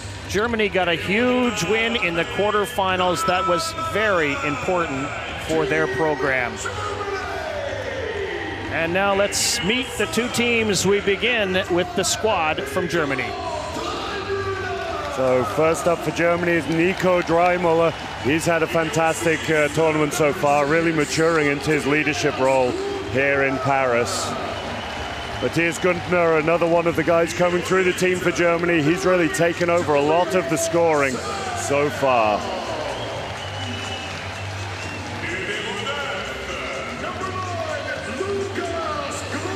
Lukas Glossner, one of the few Germans to have played outside of Germany. His debut Paralympics here, and he's stepped up into the starting five fantastically so far.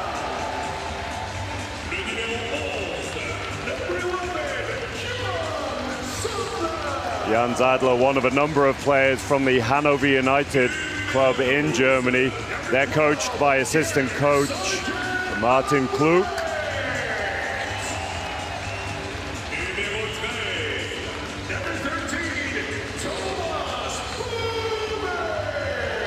Thomas Boehmer, one of the real greats of German wheelchair basketball, despite his relatively young age. One of the leading players for this team.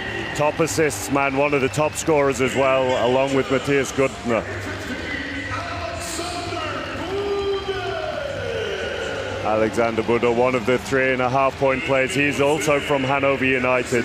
Breakout tournament for him so far in his first Paralympic Games.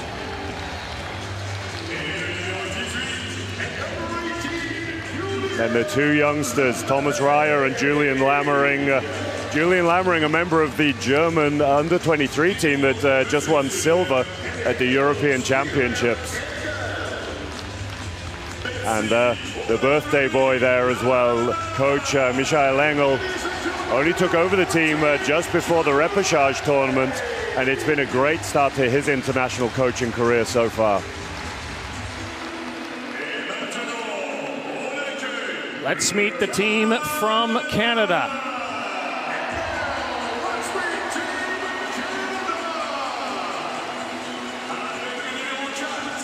We start with number 4, the 3-time Paralympian out of Regina, Saskatchewan, Nick Gonchin. Had a 16-point game in the quarterfinal against the Netherlands.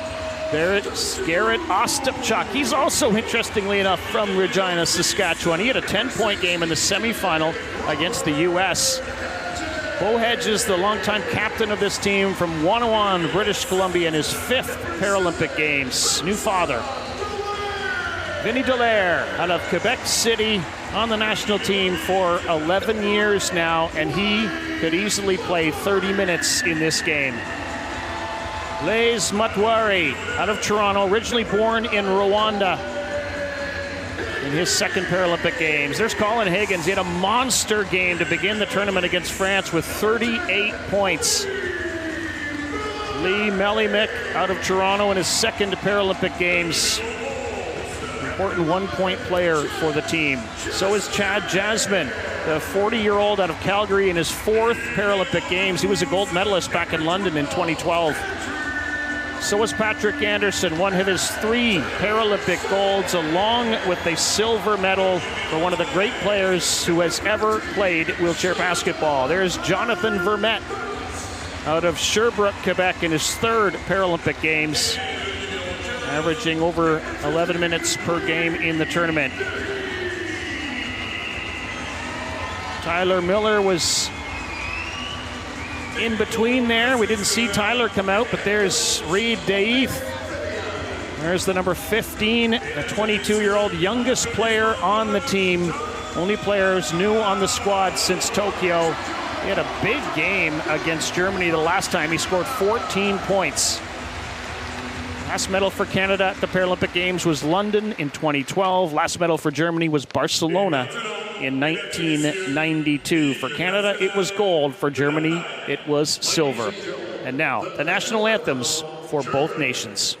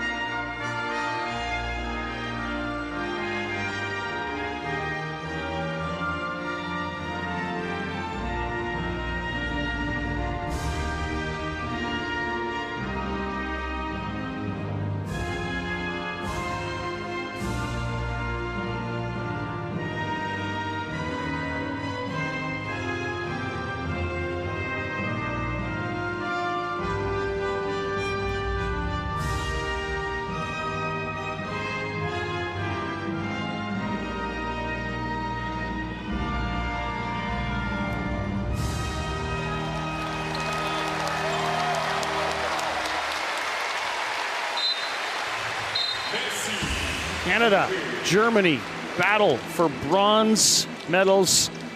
Canadian team, I think it's fair to say, Joe, kind of sneaked into this tournament. They were 0-3 in the first 3 games of the repechage tournament and then surprised Italy to earn their spot here. But they have been really, I think, better than a lot of people thought in this tournament.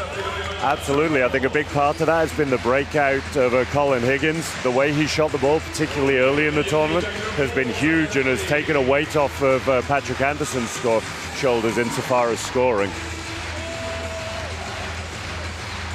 I think for Team Germany, they're running a very similar lineup in most games. They just have rotations at 1 or 2 points. For example, the subs between Alex Haluski and Matthias Güntner. And it's their strength comes from that variability. Player like Güntner, who's really a powerful center, looks to drive inside, create his mismatches, as opposed to Alex Haluski, a guy who's come from the running game originally and looks to shoot from outside as much as possible.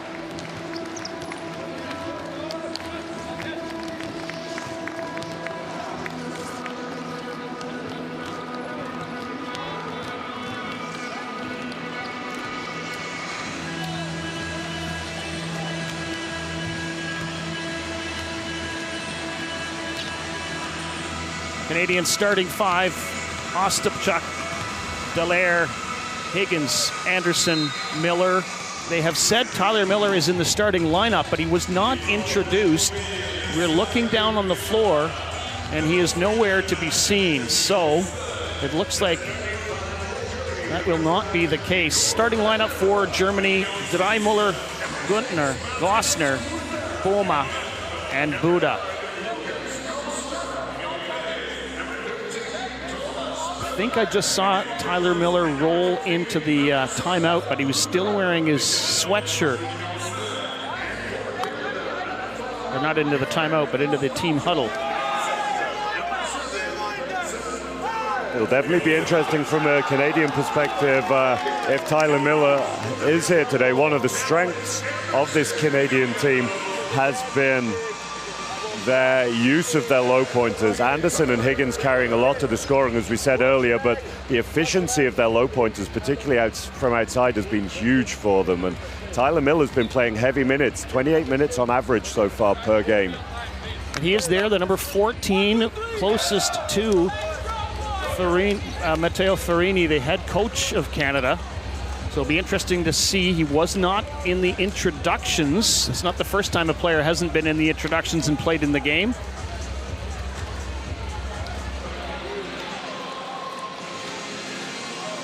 Two good free throw shooting teams. Germany at 63% from the stripe. Canada at 76% from the stripe. Germany's number one offensive weapon is Thomas Boma, averaging almost 16 points per game. He had a dynamite game, in the game they needed him the most, I would say, Joe. They absolutely needed him to be huge in that quarterfinal against Spain, and he was, with a 26-point game. And it is game time in the bronze medal game. Canada in white, Germany in black, and we are underway. And it is Thomas Boma inside for Güntner. Nice feed for Dreimüller. And then it's going to be knocked away by Canada, but it's going to be awarded to Germany.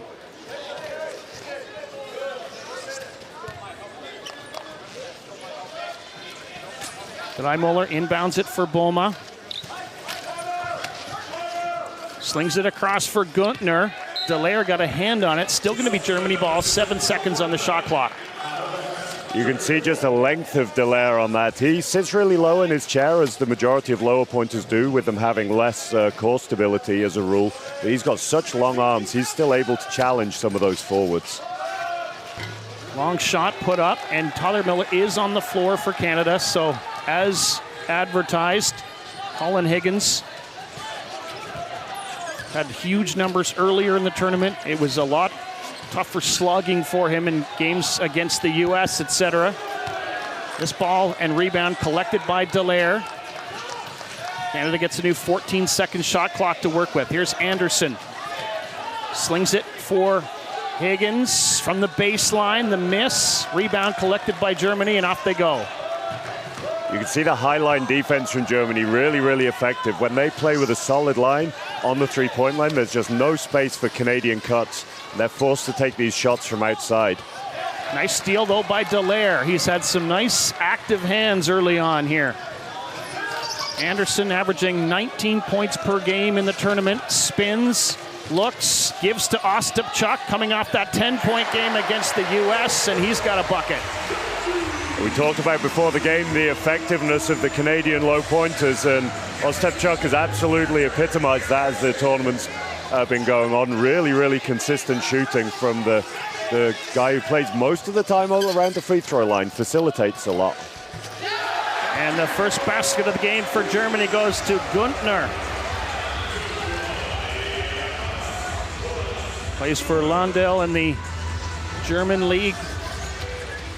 One of the best pro basketball teams out there. Here's Ostapchuk. Gives for Anderson from the elbow. Hits it.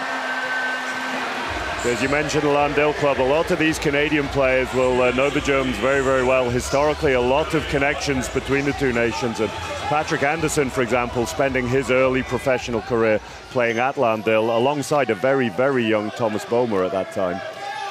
And he was complimenting Boma on his left-hand passing earlier in the week. The shot misses. It's going to be Higgins who comes up with the rebound. And Canada looks to head on offense. Higgins kicks it out for Anderson. And he slams one in. You can see the difference in the defenses there. Initially, Germany in the offense previously had played a really high line. That time, Ostapchuk able to break that line. Germany's defense had to collapse, and that opened that shot up so much more for Anderson. Here's Boma, the 32-year-old. His shot misses. Rebound collected by Anderson, who's also A dynamite rebounder, almost 10 of those per game. Works it in for Higgins, and that basket's not going to count, but it looked good.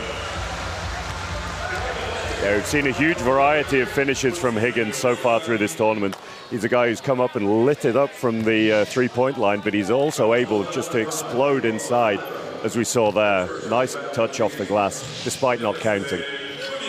Over 16 points per game for Higgins. Patrick Anderson for three. And it's an early 9-2 lead, Canada, and it's a timeout called Germany. Maybe just see the difference in the experience of playing in this type of game between the two teams here. As we mentioned at the start of the program, so much experience on this Canadian team, be that Hedges, who's not seen any minutes yet, or somebody like Patrick Anderson. He's been in these situations and with these crowds hundreds of times before, whereas the majority of the German team made their debuts in Tokyo. Only a handful of players, four I believe, who have actually played in Rio, so the majority of the team have never seen a crowd like this. Joe, they play in that German Bundesliga. They get crowds, but the gyms are much smaller, and it's nothing like this atmosphere, is it? Absolutely. The crowds in Germany are some of the best in Europe, but it's not comparable to 13,000 people that we're seeing here in Paris.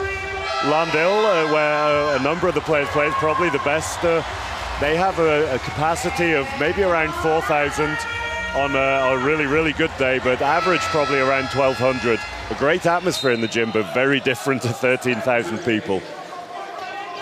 Look at the traffic jam over there on the left side of your screen. And we have got a foul call here. Or do we? You can see that's been a feature of the tournament so far. As soon as a team have looked for a back pick, that's been a signal to the rest of the opposition. Say, okay, if they're back picking us, we're just going to press up. We're going to make it as difficult as possible for you to get up the floor. Kind of like turning defense into offense. Dreimüller hits one. Germany needed that. Yeah, Dreimüller's scoring from outside is going to be absolutely key. Canada are aware of how dangerous Boma can be. They're going to look to lock him down. They're going to look to match up with the size of Matthias Günther. And Nico Dreimüller could absolutely be the X factor here in the game. Here is Thomas Boma. Tommy, I guess, as everybody calls him. Günther, now Dreimüller. Back to Boma. Still time to work on the clock. Dreimüller takes his time. Off the backboard, or at least off the rim and out. Might get another shot from here. 5 on the shot clock for Dreimüller. Gives it to Günther, and he draws the foul. And that's going to be on Tyler Miller, it looks like. Just see the conversation between Anderson and Miller there. Anderson maybe just questioning, was it necessary to foul there? But here's Günther, a guy who's really developed his range over the last couple of years. But even from him, that was quite a long-range post-up. Germany as a team, 63% free throw shooting team.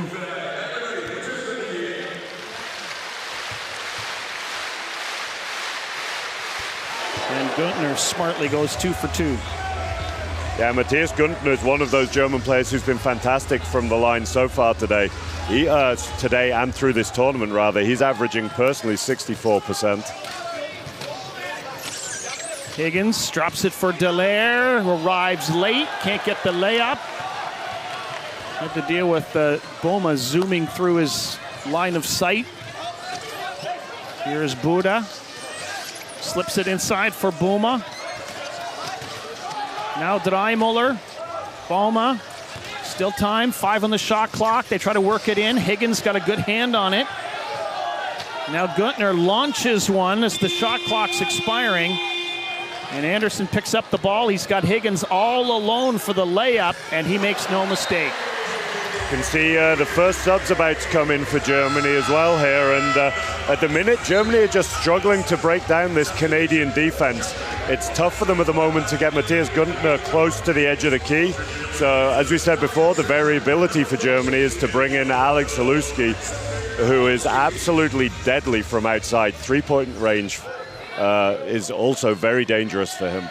Haluski here on this side of your screen, the number 14, comes in with Tobias L. Here's Boma from in behind the screen. Little short, rebounded by Ostapchuk. Dangerous tactic by Canada to leave Thomas Boma completely alone. He's somebody who can heat up very quickly and make shots from all over the place. So it's okay to test him, but leaving him completely open is dangerous. Colin Higgins says, I'm dangerous as well, sets up in behind the screen and gives Canada a 13-6 lead. Boma being watched by Dallaire, gives to Haluski. Boma. Dallaire staying tightly on him. Puts it across. Haluski can't handle it, but he goes and tracks it down. 1 second on the shot clock. Launches one. And another trip that doesn't pay dividends for Germany. Here comes Higgins. Works it in for Anderson. We've got an offensive foul being called on Canada's number 5, Garrett Ostapchuk.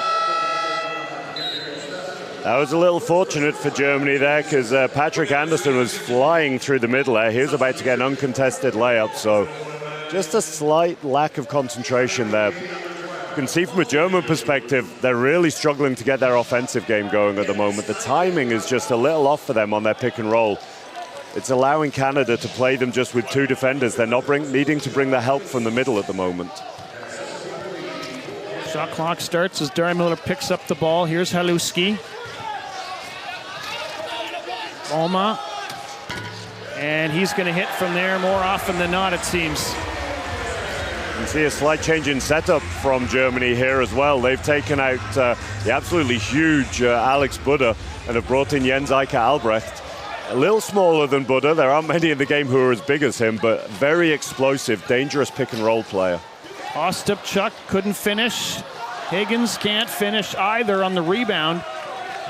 And Germany's captain Boma calmly takes it back down the floor. His team down by 5. And he throws one up to draw the foul. Smart play from Thomas Boma. And he is one of the best players in the world at what I would call sort of making bad shots. These shots where you're off balance, you're spinning away, you take it with your wrong hand. There aren't many who are as good as Thomas Boma at knocking those down. Wasn't that one though more about just getting the foul drawn? Absolutely, and that's what I mean, that he's able to feel that contact, and as soon as he feels it, he's throwing it towards the basket, and he makes a really high percentage of those unbelievably difficult finishes. It seems like he's throwing it away, and next thing you know, it's in the basket.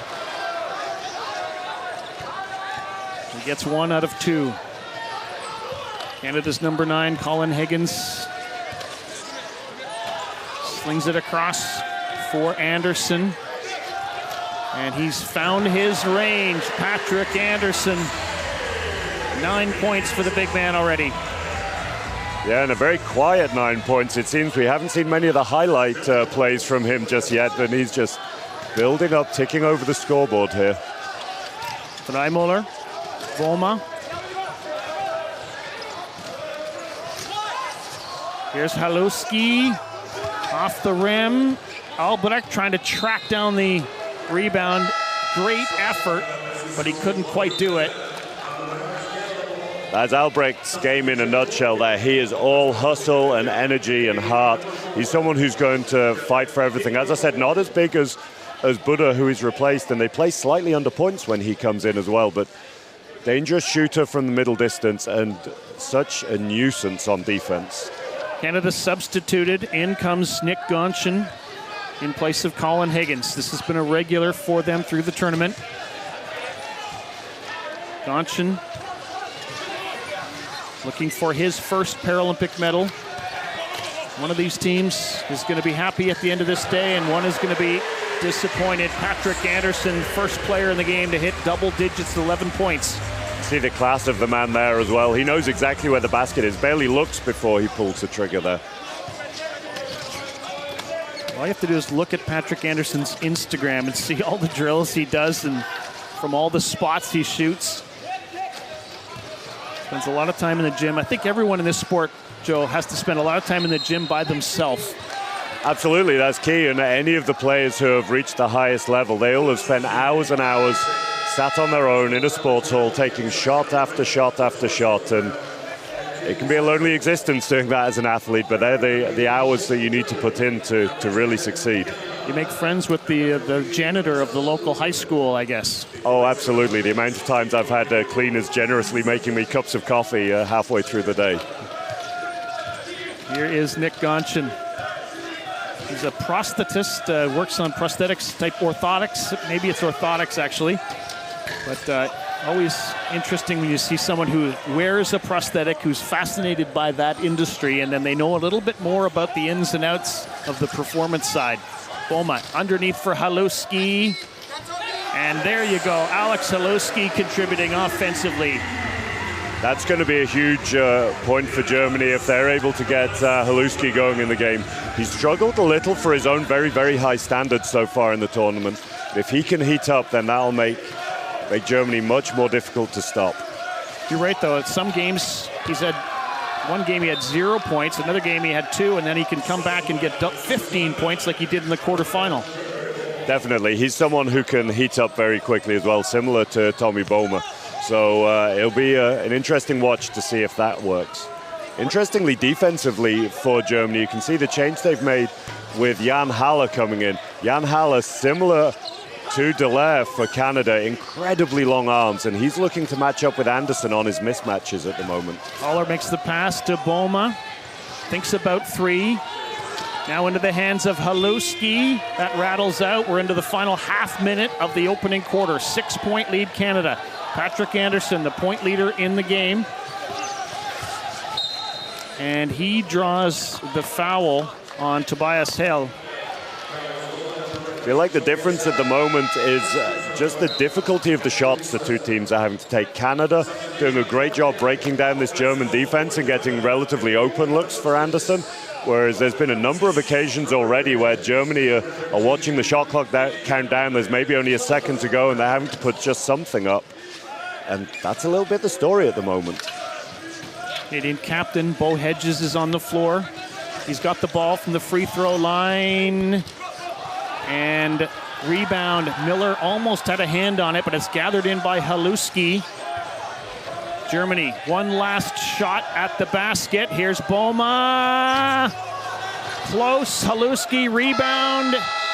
And Germany came that close to cutting the lead down, but it's 6 points at the end of 1 quarter of play in this men's bronze medal game. I think Alex Haluski in that situation had a little more time than he realized. He knew the clock was counting down and he almost just touched the ball back up towards the ring rather than taking half a breath just to set himself. It was almost like a volleyball set. Absolutely. What do the numbers tell you, Joe, about that first quarter? I mean, the top line there is the clearest. Taking a similar number of shots each team, but Germany shooting just 22% at the minute from the field. That's going to be difficult to get into a game offensively if their numbers stay that low. Patrick Anderson leads all scorers. He can distribute as well. Canada's one-pointers were absolutely critical in their win over the Netherlands in the quarterfinal. Of course, low pointers, I should say, because Ostapchuk's a 2.0. It's always that difficult line as a 2.0. Are you a mid-pointer? Are you a low pointer? And I think sometimes that depends on the style of play of the individual rather than of their classification.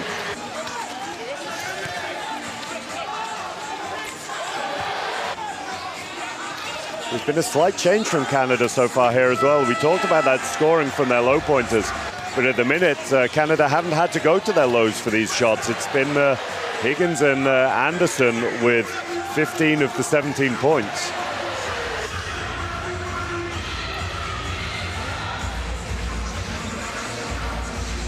Canadian fans enjoying the moment. Men's team in the bronze medal game, led by the great Patrick Anderson. 11 points, 3 rebounds, 2 assists already.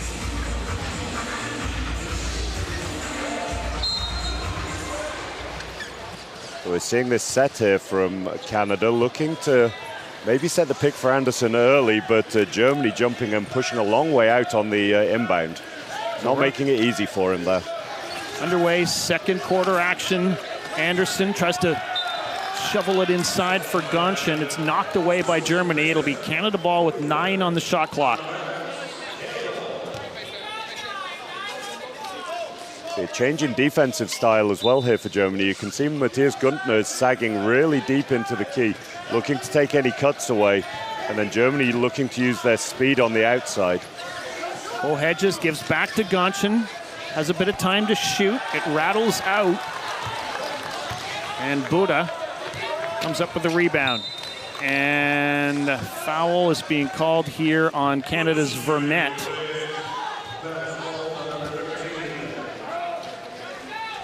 That's been a little feature of this tournament so far as well. The sportsmanship between the teams, with Matthias Gantner just helping Vermette back into his chair, then instantly backpicking him and making sure that he can't get into his defense. So is that sportsmanship or is that unsportsmanship? I don't know. You judge. 6 of one, half a dozen of the other, I would say. We're in the smart. First minute of the second quarter. 6-point lead Canada. Here's Nico Draimuller, and he hits. Kind of player who can get red hot.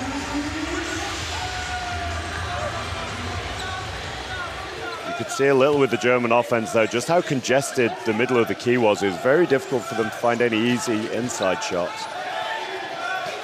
Hedges left alone, and turns out that was the right decision for Germany, as the Canadian captain could not drop that one in. Draimuller, quick pass for Gantner, back to Draimuller, quick feed, and in from Glossner. You can see the ball movement between Germany there, absolutely selfless. Draimuller starting that whole offense by setting the back pick initially, and then it's him that makes the assist in the end to Glossner with great timing driving towards the basket. Finishing through contact as well, not an easy skill, particularly for a low pointer who's maybe got less core stability. Timeout call, Canada.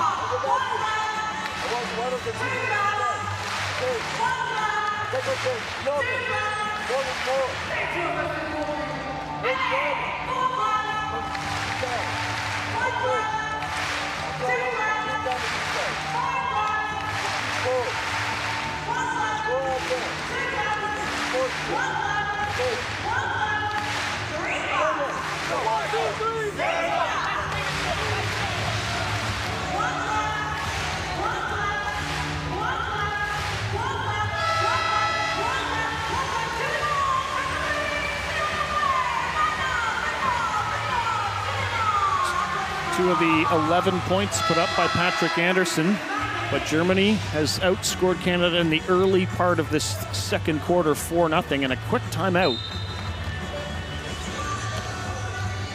You can see this backpick tactic again here. Germany looking to set as high a line as possible on Gonchen and Anderson, not wanting to let them get anywhere near the edge of the key.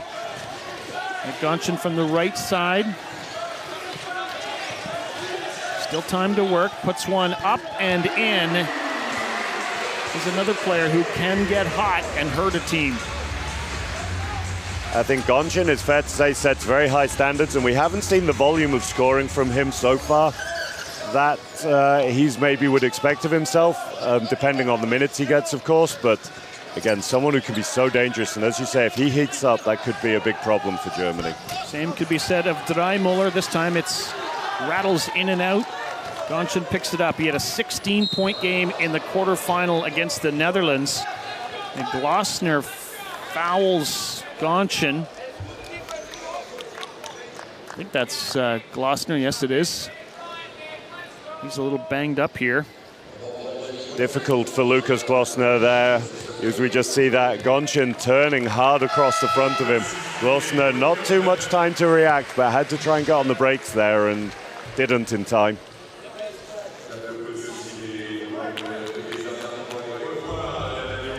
Germany's captain getting ready to come back in the game, Thomas Boma. So they are checking the instant replay. been a bit of a feature again of this games is the opportunity for the referees to use these replay systems. Usually in wheelchair basketball we don't have that opportunity, and it's been huge just to check these key possessions. If this is called as an unsportsmanlike in wheelchair basketball, that'll mean 2 free throws to Canada as well as possession. And in such tight games as we've seen here, those 2 free throws can be crucial. I don't know, I don't think this seemed unsportsmanlike to me, but... No, it didn't to me either. I think needs to be an understanding of classification and things there, and what movements was the player making. So I would be surprised, but you never know. There's been quite a few unsportsmanlikes called so far. And it is called an unsportsmanlike. Glossner, a 1-point classification player. Gonchen, a 4.5. I mean, there are a lot of these calls which are very subjective. As within a lot of sports, you need to try and almost see within the player's head and see what their intentions were. And that can be difficult for the referees at times, of course. They're not mind readers. Gonchen, 40% free throw shooter through the tournament up until now.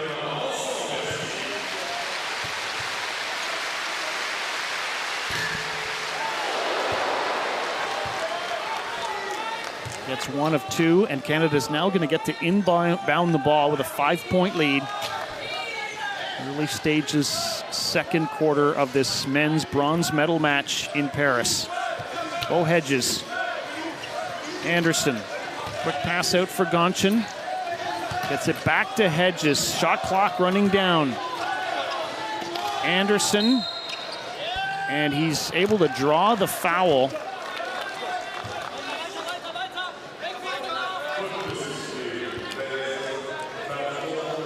Might have called Thomas Boma the German captain earlier. He seems like such a great leader, but of course Jan Haller is the captain of this team. And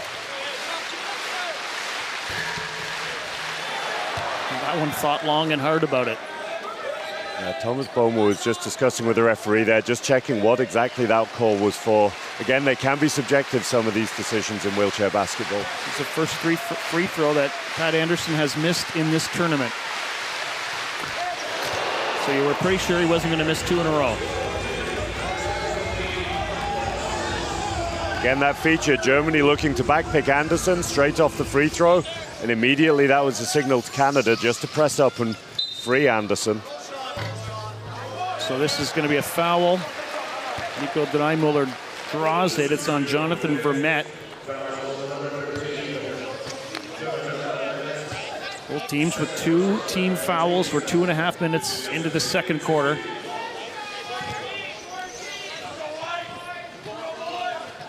Guntner and Boma trade passes.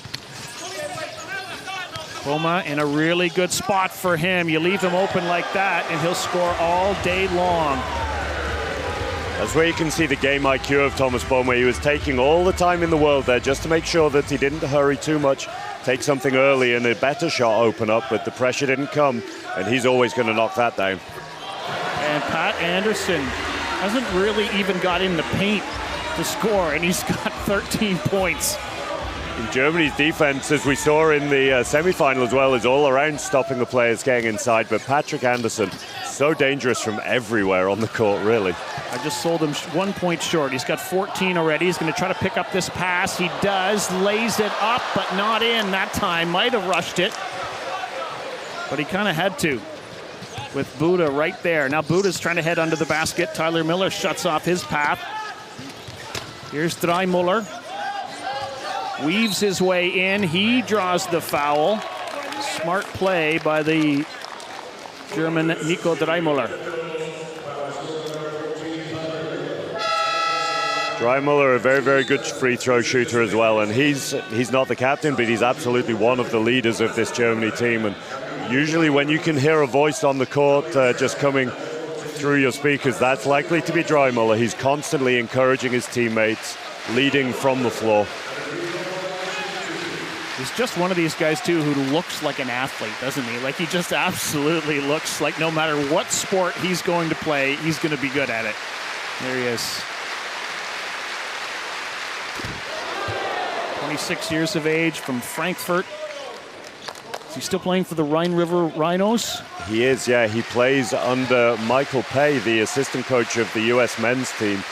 Wheelchair basketball can be a small community at times, so a lot of these players and coaches know each other from the professional leagues.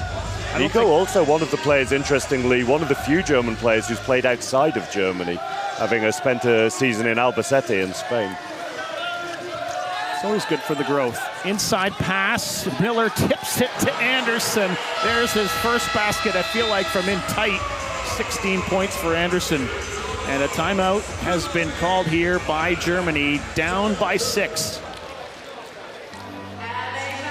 Germany have done well to limit some of Canada's options so far in this quarter. They are tying this quarter at the moment, but not getting quite the rhythm on offense that they had hoped still. They've struggled to get Matthias Guntner into the game the same way that they've managed to do in some of the other matches. You'll pat on the head, as literally a pat on the head of Tyler. I mean, as forwards, we're always very, very graceful when we have our low pointers working hard to get us those easy points. And for Pat, it'll be nice just to have someone driving that lane for him and getting a nice layup instead of these tough outside shots.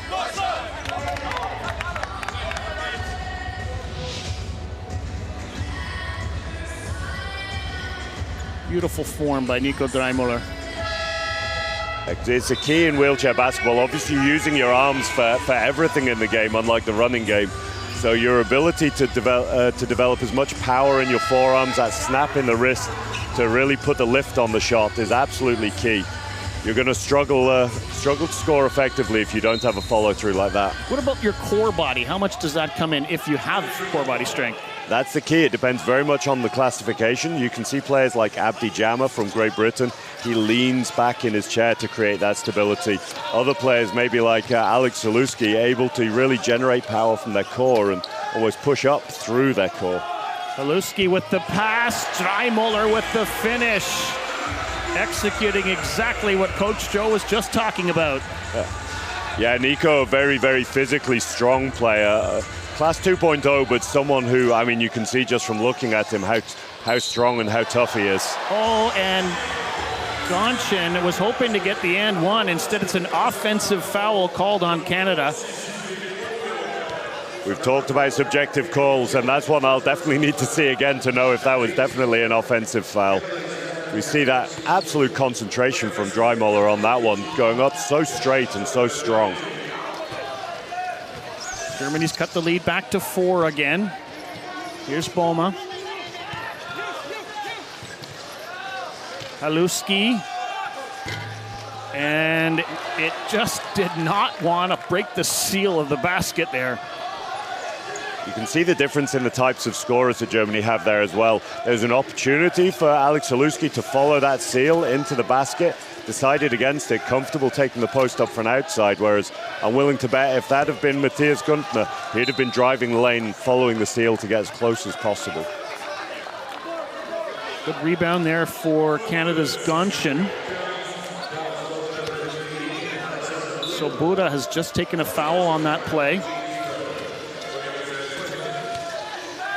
Here is Gonshin, puts it up and rattles it in. Nick Gonshin, not the tallest of forwards. He doesn't have the size of someone like Guntner or Haluski or Anderson, but great composure there, despite the pressure from Tobias Hell. Hell's got the ball now, distributes for Draimuller. See if he can score from this side. Well, it again thought about it. Feels like Germany's been a bit unlucky. Absolutely. I don't think that basket's any smaller than the other side, but they're definitely rattling around. Here is Nick Gonshin, distributes to the captain Hedges from the elbow, and I think he really likes that spot.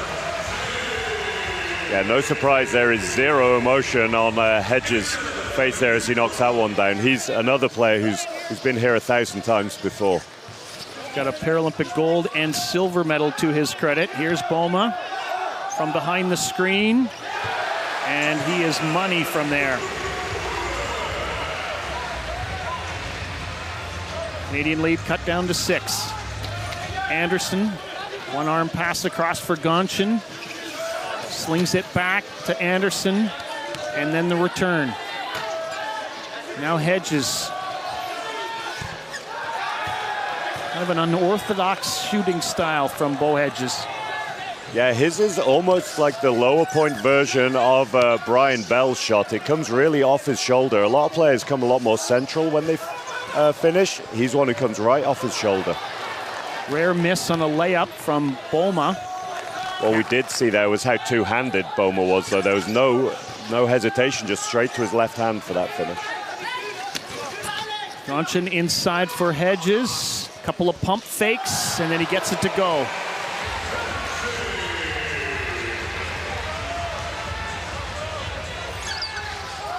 Canada shooting 50% from the field so far in the game. Here's Boma, weaves his way into the lane, draws another foul. Canada in the bonus, and so he's going to go to the line. I guess he would have anyway.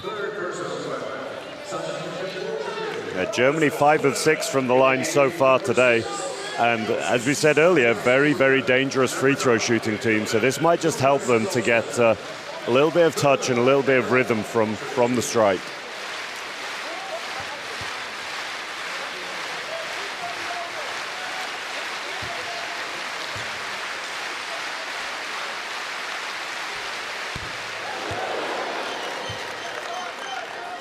Cool as you like. Yeah, he's a very, very composed player, Tommy Boma. He's someone who, early in his career, as a lot of youngsters do, got pretty nervous around big games, understandable, but he's matured in his role as a leader at Landale and here with Germany so much over the last few years. Well, and when they needed his best performance, he gave it to them in the quarterfinal, and they won that. Good rebound there for Vermette on the shot from Glossner. Canada back to offense, leading by 7. Ball in the hands of Mr. Patrick Anderson. And he is fouled by Boma. Second personal foul on Boma. Anderson's fine, he's gonna pop right back up. We've seen that called a few times this tournament where players have run up the wheel of the opposition, come out, and a foul has been called. Always something I find a little difficult to judge. If the player's up the back wheel of their opponent, is there necessarily a foul? And it adds to the subjectivity of the sport.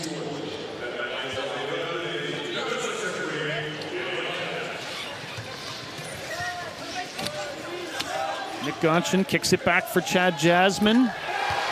And he has been doing that from time to time throughout this tournament. Yeah, we spoke about it earlier. Team Canada's low pointers' ability to score, particularly from the middle where they have so many threats on the wings. That shot from the middle has been so dangerous for them. Lots of contact out there. Officials letting it go. Here's Boma, watched by Gonchin, who tries to swat the ball away. 5 on the shot clock. Boma puts one up, no foul drawn, rebound picked up. And Gonchin racing in, and this ball went off of Dreimuller's nicely coiffed hair, I think. It was interesting to see that there was no foul called for Boma there. You could see he was really working hard behind the screen, but from an offensive perspective, I think Buddha may have been better trying to set the pick for Boma rather than making the one-on-one cut. It just slowed their offense down quite a lot. Here's Nick Gonchin, has time, can't get it to fall. So with 93 seconds left in the half, Germany will try to get something going here into the break. Dreimüller working on an 8-point game already. He's all alone, allowed to shoot. Can't finish, and Gonchin's got the rebound. Difficult shot for Dreimüller there. It's one of those you've pump faked a few times, you're driving through the lane, you're not really sure if it's your shot or not, and it's a tough skill to then be able to focus and knock that one down from a kind of in-between range. And we've got a foul being called, I think, on Glossner. Anderson does very well to draw that foul there. It was from up here, without seeing that again, it definitely looked like Glossner had good wheel position, but Anderson jumping his chair, emphasizing that contact, and it's a difficult situation there for a referee to know for sure what's happened. Germany in the bonus, Anderson's gonna shoot.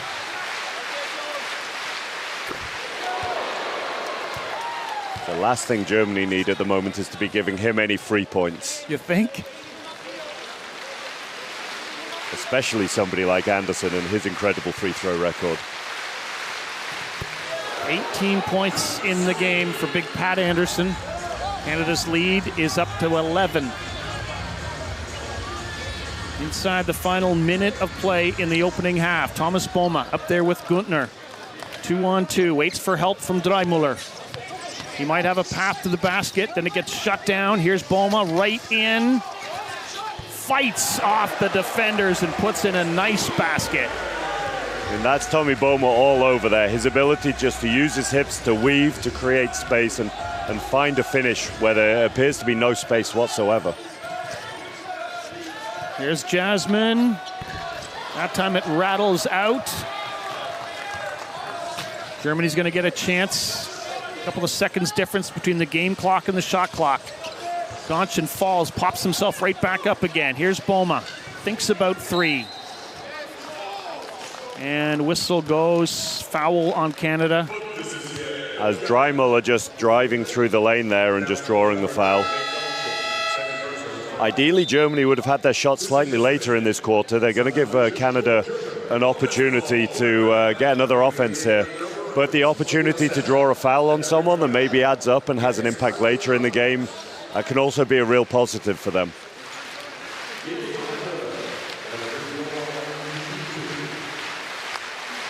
Ostapchuk getting a message from the official.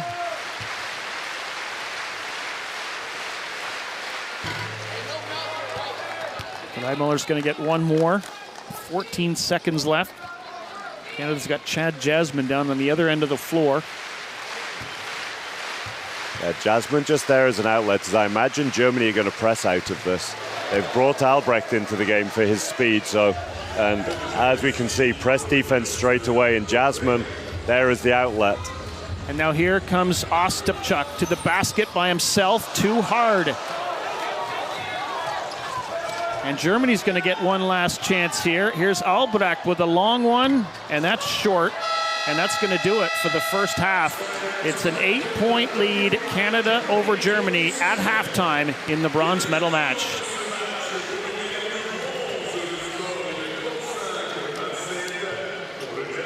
Germany doing a little better offensively in that quarter. 16 points in the second as opposed to 11 in the first. But they need to limit Canada on offense. Scoring 18 points, Canada, there in the second, and that's too much from a German perspective. If you look at the game stats, Germany picking their percentage up to 30%, but 30% still too low, and it's the three-pointers at the minute. Maybe a point from the Canadian defense that Germany are having to take so many of these threes. They're not necessarily the open looks that they'd be hoping for. Some of the highlights from the first half of this one. Buda contributing. Dreimüller definitely contributing. And of course, Anderson with a huge contribution. As we said earlier, Anderson with just a one inside shot so far. It's everything he's put up has been from outside. But he's been absolutely unbelievable. He's shooting 7 of 10, 18 points already for him. And he's absolutely just showing that age is only a number. He could go another 10 years the way he's playing today. That was a fun shot, too, that went off of that. Miller went to Anderson, into the basket, and then I think hit both their heads on the way back down.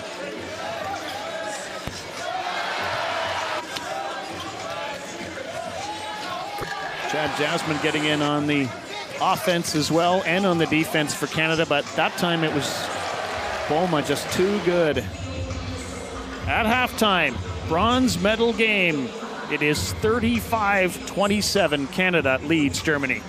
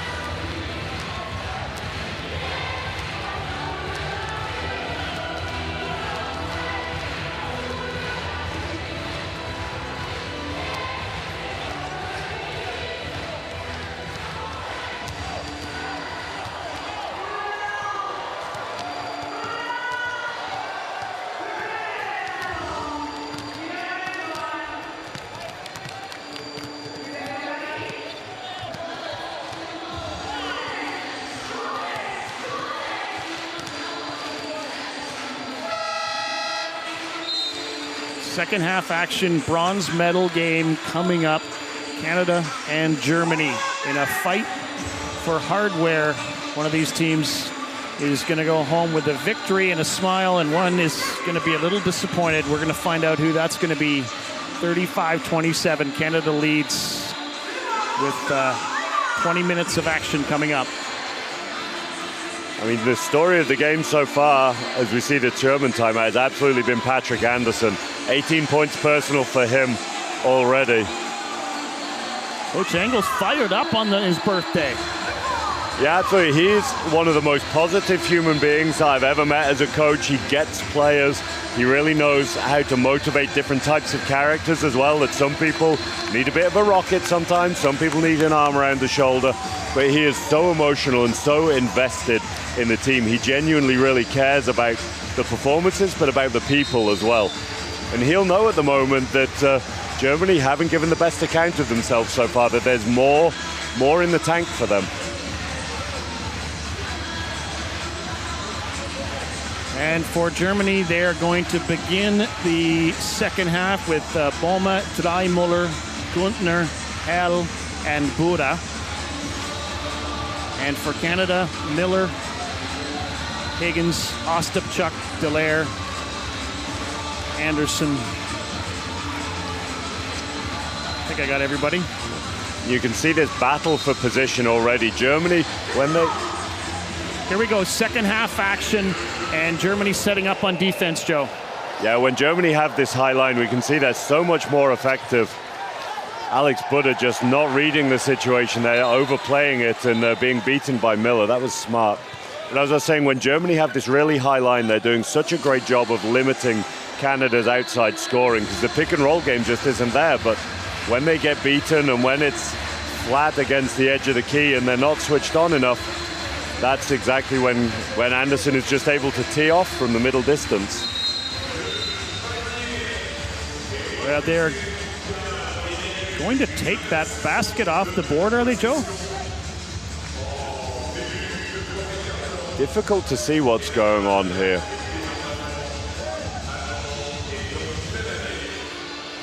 So there was a tap-off situation. Interesting. If they've started in the wrong direction here, it'll be interesting to see if they reset the clock back to 10 minutes as well. Canada's head coach, Matteo Farini. So they have erased it. Here we go, second half action. Interesting. Dreimüller, Boma.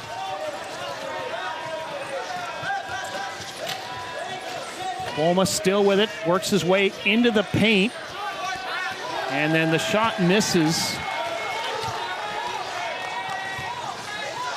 Anderson. Change in defense from Germany here. They're looking to extend a little with Buda and Boma, just putting some pressure on Anderson. They'll be aware, like, Anderson is not the youngest man anymore. Absolutely an unbelievable athlete, as we can see. But if they can work him and they can tire him out a little, maybe that'll start to impact on his shooting percentage. Nico Dreimüller, nice job working his way into the lane and rolls it in. Dreimüller gets Germany to within 4 points here. Check that, 6 points. My math has never been my best quality, Joe.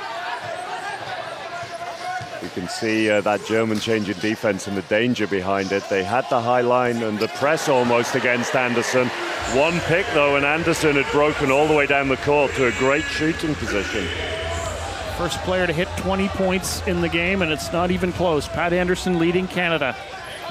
Back to 8 points again. Dreimüller. He's been Germany's best shooter in the game. Guntner, Dreimüller. And foul there, I believe, against Dallaire.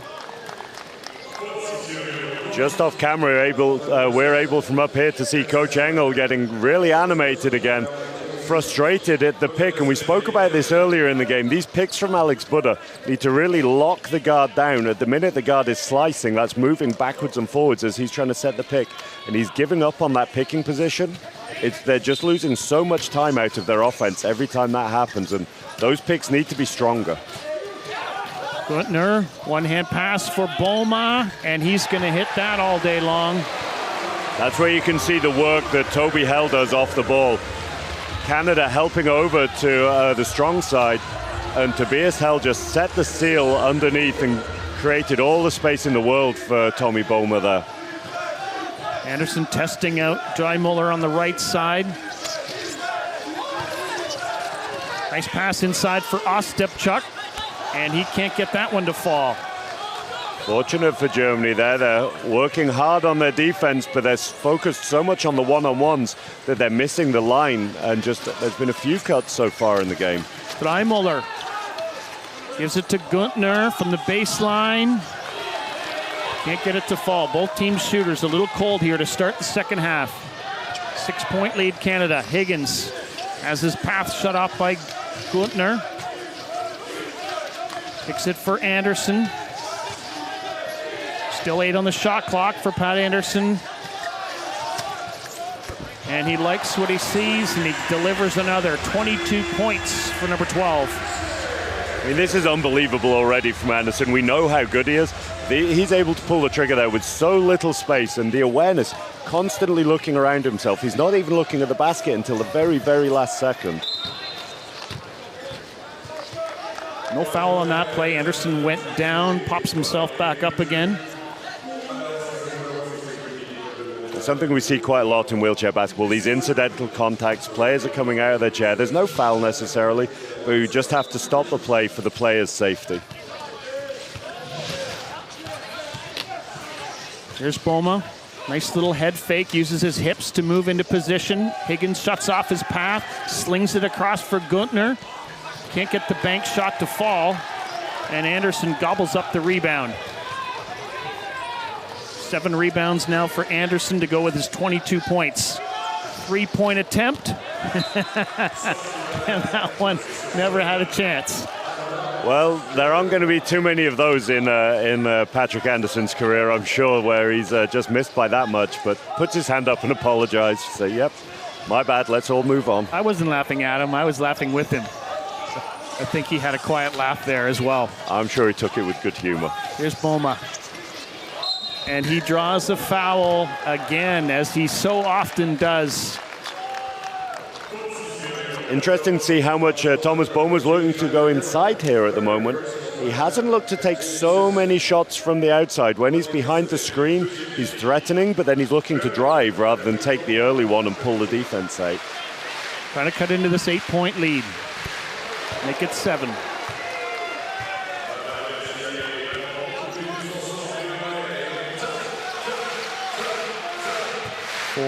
At least 3 of 5 from the free throw line in the game. Now 4 of 6. We'll see how long it is that Coach Engel waits to look to bring Alex Haluski back into the game here today, maybe to open that defense up a bit more. Matthias Guntner really struggling with the reach that some of the Canadian low pointers have. Not able to get his clean mismatch shots off at the minute. Just 1 of 6 for him. Offensive foul being called on Canada.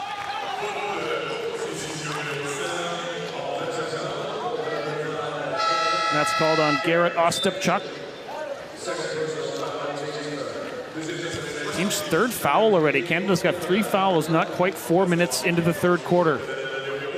That's something that could really have an impact. We've seen how strong Germany's free throw shooting is at the moment, and in wheelchair basketball, if Canada commit 2 more team fouls in this quarter, it'll be free throws for Germany. Defensive fouls, that is. Guntner, Boma from behind the screen. Got Dallaire behind him, those big arms, and he just marches into the paint, finds his spot, and hits it.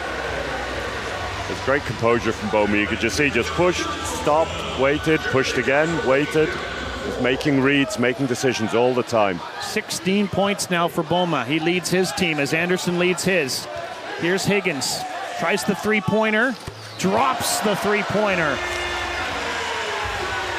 That was a huge shot for Canada. Germany just had a little momentum, leading 8-4 in the quarter.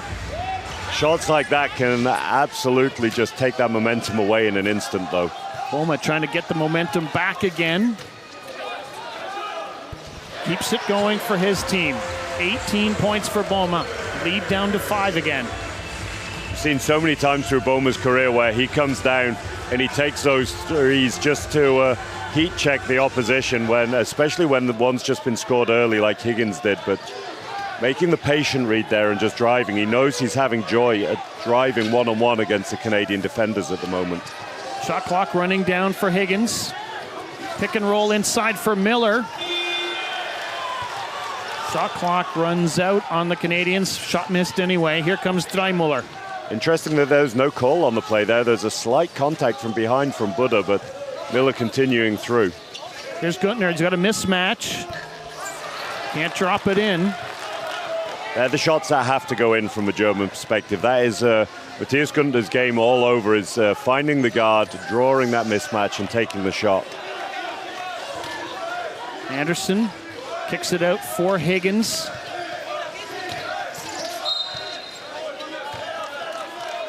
It's a foul being called on Germany. Looks like it was on Hell. No, Guntner rather.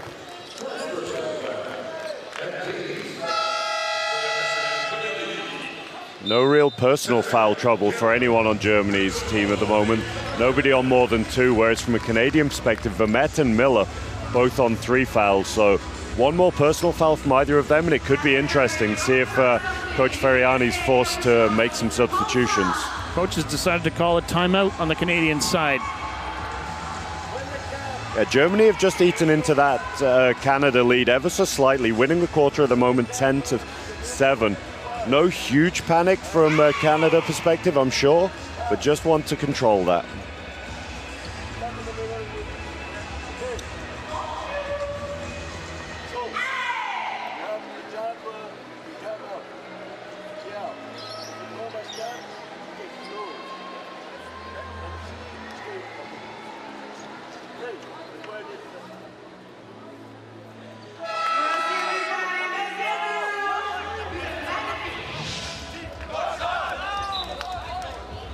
Certainly didn't seem to be any panic in the Canadian huddle there. You can kind of see Pat Henderson as the coach is talking, kind of going, yeah, come see, come sa. Yeah, he's a very relaxed customer at the best of times. And you see Coach Ferriani, so far in this tournament at least, hasn't been someone who's got overly animated in any of his timeouts. He knows the experience that his team has, and he knows that he just needs to give them some basic instructions, some basic setups. Higgins inbounds. Anderson now quickly back to Higgins again. Hit that huge three-pointer on the last trips, or one of the last trips. Anderson takes that pass up high. 2 seconds on the shot clock, and 1 inside for Dallaire. Very tough finish for the low pointer there. The pass is coming through at such speed. You have to catch the ball over your shoulder with limited core stability sometimes. And to be able to get the ball and finish immediately is a very, very tough skill. That was a huge stop for Germany. Now a chance to bite into this 5-point lead. Here's Guntner. Inside. Boma, another one. Over top of Dallaire. 3-point game. That's Boma out to 20 points now as well, chasing Anderson, scoring down here. See the press as well from Germany. They're just looking to extend on their defense as much as possible. And that might not be to get to steal necessarily, but they're looking to take time off the clock as much as possible. Anderson, just a nice, relaxed bank shot in.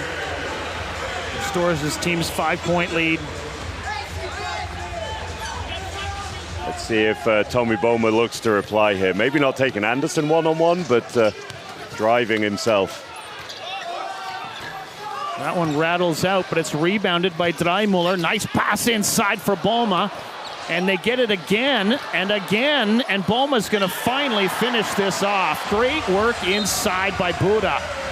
Smart decision by Buddha as well there. Like, he's a lot bigger than Thomas Boma, doesn't necessarily have quite as good a touch, but he also had Anderson all over him, and just by feeding the ball down to Boma here, Anderson had no chance of reaching that.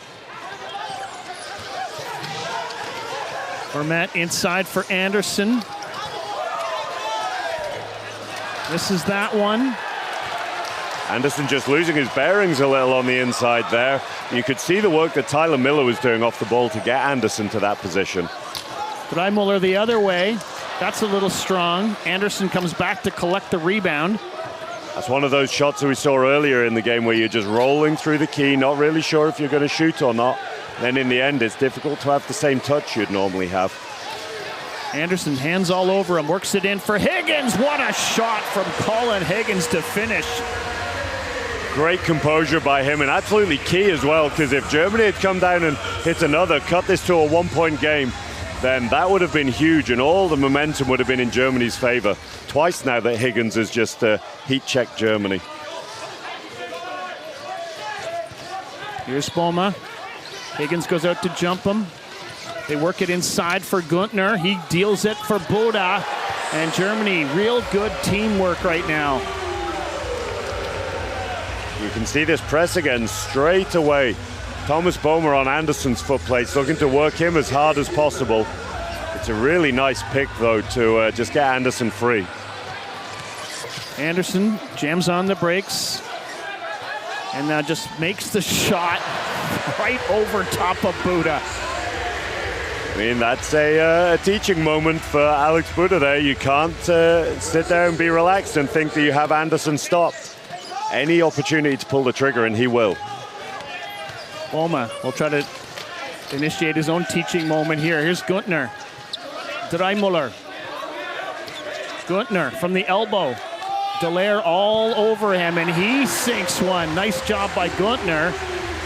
3-point game, final half minute of the third quarter. Not many players would look to take that shot from that angle off the backboard there either. This is going to be close. It's a steal. Drymöller gets it. Here's Boma with the ball inside. Boma back again, and it's a 1-point game. Final seconds of the third quarter. I think that was 2.9 seconds in the key there, maybe for Thomas Boma. Very, very close. Oh, that was going to be a huge shot for Canada's Colin Higgins, but it rattles out. Still a Canada lead, but it's down to a single point, and here comes Germany. And it's exactly what we said Germany needed to do. They needed to limit Canada's offense. They had scored 17 and 18 in the previous quarters, just 13 that time. They needed to be more consistent on their offense. They knocked down 20 themselves. Huge quarter by Germany.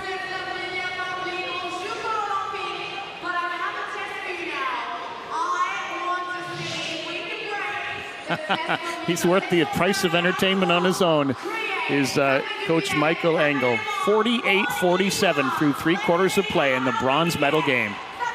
Yeah, anyone who's followed wheelchair basketball for a little while will be aware of Coach Engel from his time at Thuringia Bulls, and very, very emotional coach.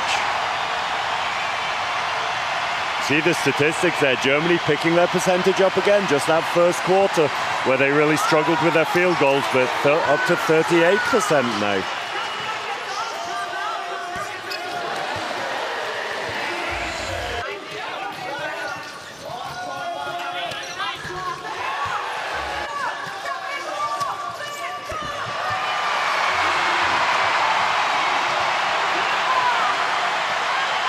Couple of big key plays for Colin Higgins. 3-pointer included. You see the class of Tommy Boma on that last shot. You wouldn't have thought he had the space to get the shot off over the length of some of these Canadian low pointers, but just takes his time, absolutely calm.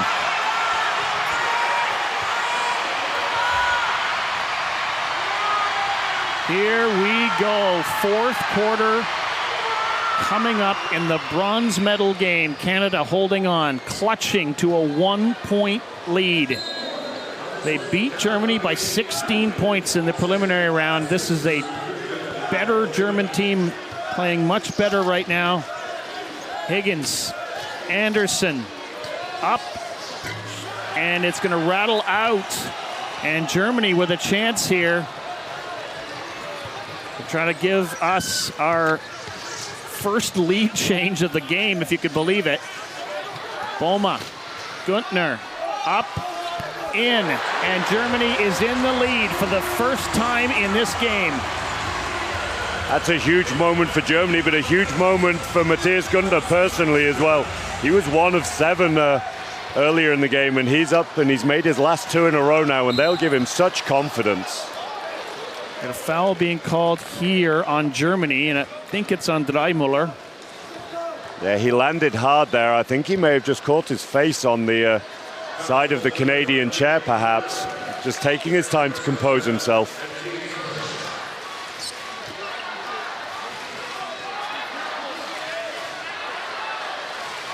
That was the basket that put Germany ahead for the first time in the game.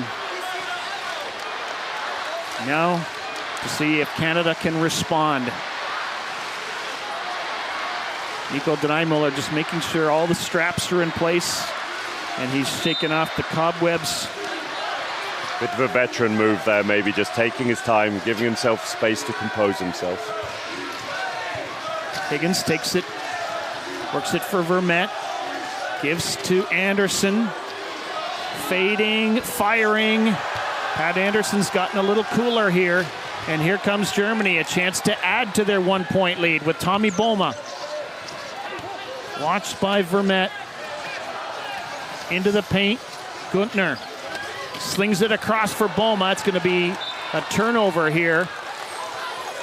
Boehme just giving Günther a round of applause there, saying, hey, that was a good decision, that was fine. He'd have been comfortable with Günther taking the shot, I'm sure, but Boehme was open on the elbow as well. 2 good options. Just overcooked the pass ever so slightly. You got to think, though, that Germany's wanting to get the ball to Thomas Boehme. If I'm Canada, I'm guarding him a little closer now when he doesn't have the ball. Oh, absolutely. He's out 24 points personal, just behind Patrick Anderson's 26. And being 2 points behind Patrick Anderson is never a bad place to be. Colin Higgins, I think, was trying to get a foul there. He doesn't get the basket either. Back comes Germany. Here's Günther. And it's a 3-point lead for Germany. 3 in a row now for Günther. He's heating up at the right time. Bo Hedges is out on the floor for Canada. The captain bringing some calmness, they hope, to this squad. Something we've seen a few times from Canada in the tournament is that in these pressure situations, they're bringing Hedges out, and with the greatest respect to him, he's not the quickest, but very effective. Got a key rebound there, but couldn't finish after that 3-point attempt from Higgins.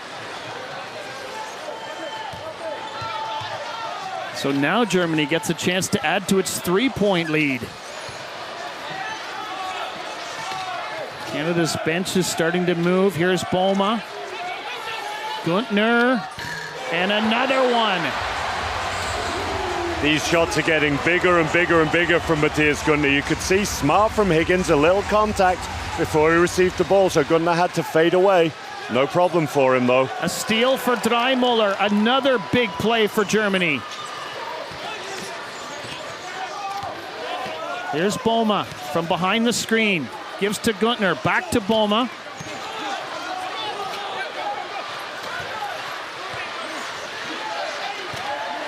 Five on the shot clock. Puts it up. It rattles out this time. There you can see a little bit of the difference in growth for Germany, that a couple of years ago they may have really rushed and taken the emotion of the game into account there. Giveaway by the Canadian captain.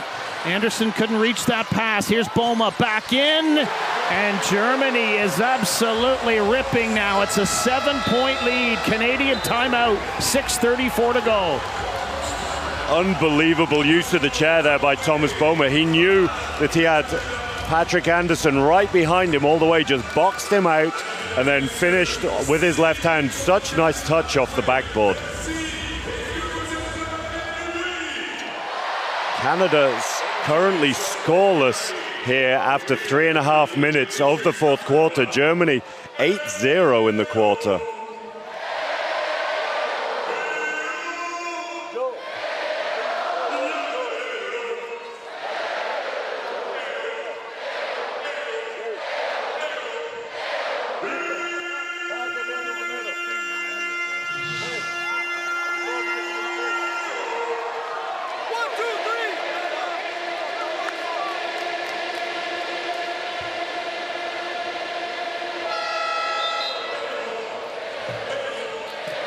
See, here we see that chair control from Boehme, just boxing Anderson out, not letting him get anywhere near him. keeping Anderson on his right side and then generating the finish with his left. Is there a comeback in this Canadian team? I think they need someone else to do some scoring. Pat Anderson's been stymied here of late. They've got Nick Gonchen on the floor in place of Higgins. Vincent Dallaire is back out again. Hedges stays out there right now. Anderson trying to make his way into the paint, but he's shut off. Here's Gonchen. Gives it to Dallaire. Doesn't want to shoot. Gives it back to Hedges. He will shoot and put one in. That's a huge basket for Canada. I think it's a huge basket for Bo Hedges as well. He'd have a couple of turnovers back-to-back, and that's something that might rattle a less experienced player, but just able to knock that one down ever so calmly.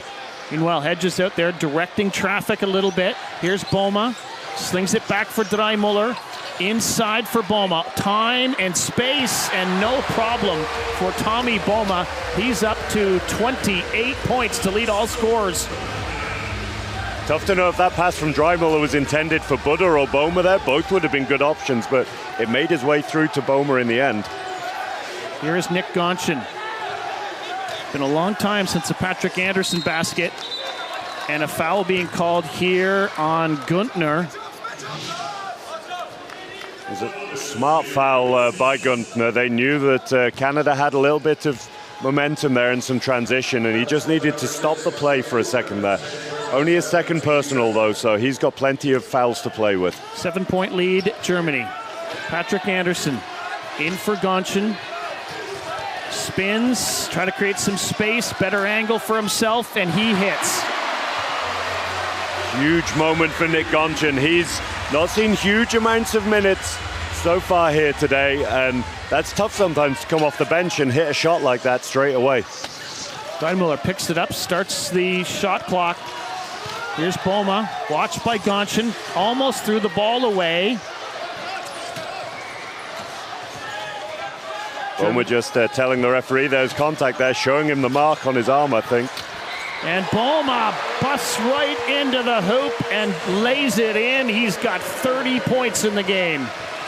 We said it's not bad being 2 points behind Patrick Anderson. Boma's overtaken him now, 30-26 between the two shooters. Gonchen for Anderson, under pressure, gets the shot. And it's going to be a foul call, third team foul for Germany with 4.5 minutes left. Smart by Dreymuller, making all of that contact before the ball was in Anderson's hands. If he'd have waited till he was shooting the ball, Anderson would have been shooting free throws right now, but made sure that the foul was early enough. Gonchen takes the pass, shoots from behind the basket. That was always going to be tough, but he gets his own rebound. And the ball pinballs around, and guess who picks it up? Boma. Germany off to the races here. They've got to lay up if they're quick. Great job, though, by Vermette just stopping the pass. Here's Boma busting right back in. He gets fouled by Dallaire. Canada probably wants to pick up a foul or two here. That's a non-shooting foul. Later in the game, it could be really important for Canada just to have picked their team fouls up a little. As you said, they want to be able to stop the clock if necessary, put Germany to the line and try and get some extra possessions, potentially. Here's Thomas Boma thinking, pausing, waiting. Now the time is right, and he drills a three-pointer. Huge from Thomas Boma. We've not seen him score a lot from outside so far today, despite his unbelievable 33 points. That was an enormous shot from him, though. Here's Gonchen, takes the pass from Vermette. Has been known to shoot a three-pointer or two, but doesn't get a chance. Weaves his way in, puts up a two, rebounded by Boma, and it's all about Germany right now. 10-point lead with under 3.5 to play. I mean, this is an unbelievable fourth quarter so far from Germany. You couldn't have predicted this 15 minutes ago. They are 15-4 up in the quarter. And Boma with red-hot hands, just about burning a hole in the ball. Nice feed inside Tobias Hell. Shot clock ran out, though. That might be one that the Germany coach just challenges there.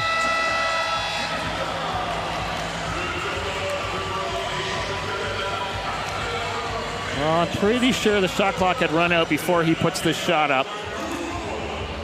Difficult to see from that angle, and we have seen coaches call for the replays on that. It doesn't look like they have, though.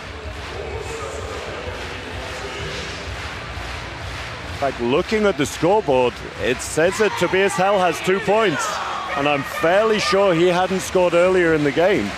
Well, they have counted that. I would think Canada would be the team appealing it then. That was huge, though. If that shot hadn't have gone up, maybe that gives Canada that momentum to come down, particularly with players trapped on the baseline. As it was, though, it seems as if that was perfect timing on the offense from Germany.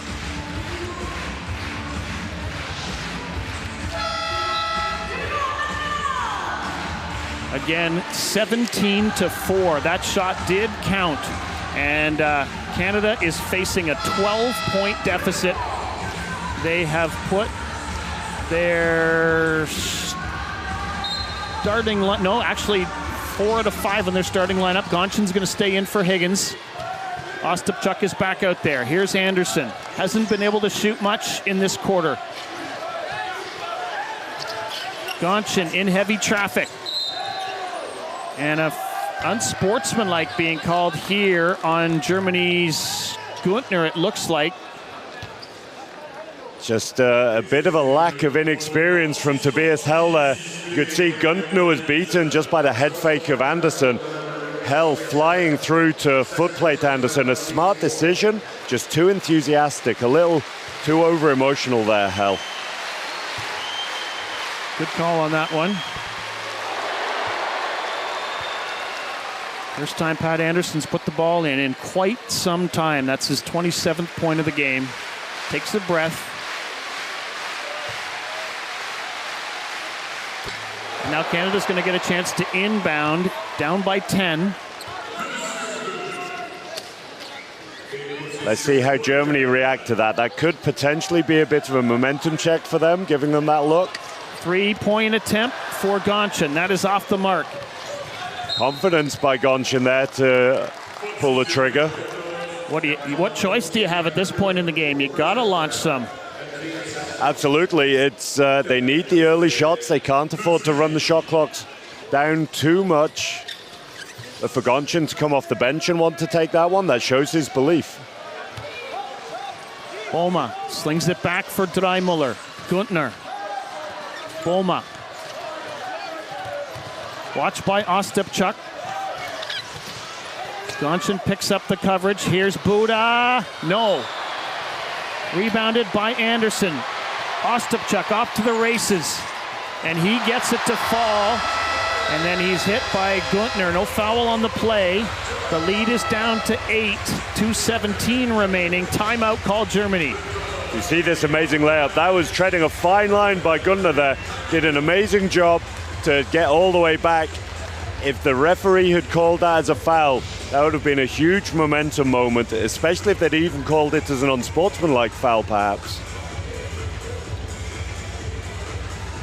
Time is very much still on Germany's side here, but they can't let the emotions of the moment play too heavily on their minds. If they get too involved in the scoreboard, then that could be problematic for them. They need cool heads, they need to take their time, but they do still need to get good shots off. They can't just rely on their lead. Two teams going head-to-head, toe-to-toe in this heavyweight battle. Bronze medal on the line. Thomas Boma, 33 points. Patrick Anderson, 28 points. Dreimuller's got 11. Günther's got 12 for Germany. Canada looking for those secondary scorers to shine here in the final moments. Down by 8. Put the ball in the hands of their offensive leader, Boma. He gives it to Dreimuller, who carried the load in the early part of this game for Germany. Now Buda. You can see exactly what Canada are wanting to do. They're trying to keep the ball out of Boma's hands, making Buda come up to receive it. By doing that, Buda's not setting the screens for Boma. A miss, but then Boma's there to collect the garbage and put it in the trash can. That was a great defense by Canada right up until the point they just switched off after the shot. Gonchin does well to stay in bounds. And then has the ball knocked away. Boma collects it. What a huge play for Tommy Boma. Inside of 90 seconds to play, a foul called here on Ostapchuk. That's not a bad decision either.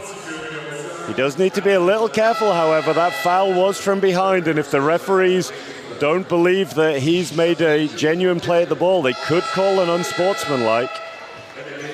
That was a huge steal there for Boma. Another timeout being called. I think this one is by Canada with 1:28 on the clock. Their second. We talked earlier about the team fouls. Canada still only have 3 team fouls, so they have 1 more to burn before Germany will be taking free throws, before they can stop the clock. The downside, though, is that Canada have now used their last timeout as well, and it would have been a gamble to hold on to it for any longer. But it does mean that later in the game, if Canada want to advance the ball to the halfway line, they won't have that opportunity. A smile creeping onto the face of Tommy Boma. His team 88 seconds away from a bronze medal. And they know that they've never had an opportunity like this. There's nobody on the court for Germany currently who was even born the last time they were in this situation, that they had the opportunity to win a Paralympic medal.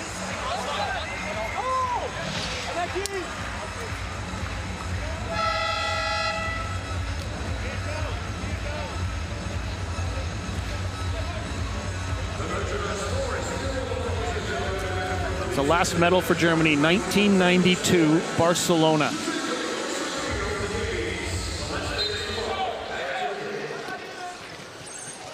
Germany inbounds. Haluski's out on the floor. And Boma fouled. Not maybe the guy you want to be fouling, but that is the 4th team foul for Germany, or for Canada, so he's not shooting baskets yet. And you can see that call from the German coach there to bring Haluski into the game. Matthias Gunder's had a great finish to this game, but Alex Haluski's such an experienced scorer in big moments, particularly for the Thuringia Bulls. And you can see the faith that Germany have in him there. Played very limited minutes in this game, but when it comes down to free throws at the end, it's his and Boma's hands that they want the ball in.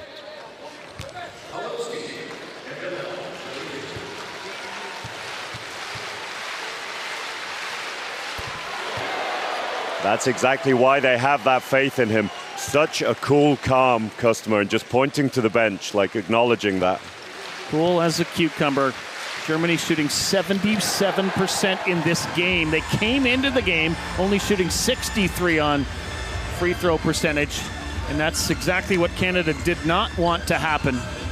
Now the deficit is 12, and it starts to become a miracle, or a minor miracle.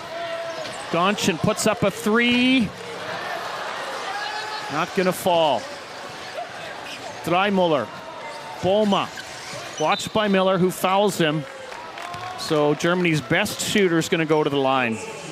Miller needs to be careful there as well. It's one of those who would be pedantic by a referee to call an unsportsmanlike foul there, but Miller wasn't making a clear play for the ball, so I don't feel it should be an unsportsmanlike by any stretch, but a referee who maybe doesn't have the feeling for the game may have called it, so it's something just to be aware of as a defensive player. Miller's done for the game anyways, off to the bench with 5 fouls. Vinny Dallaire takes his spot.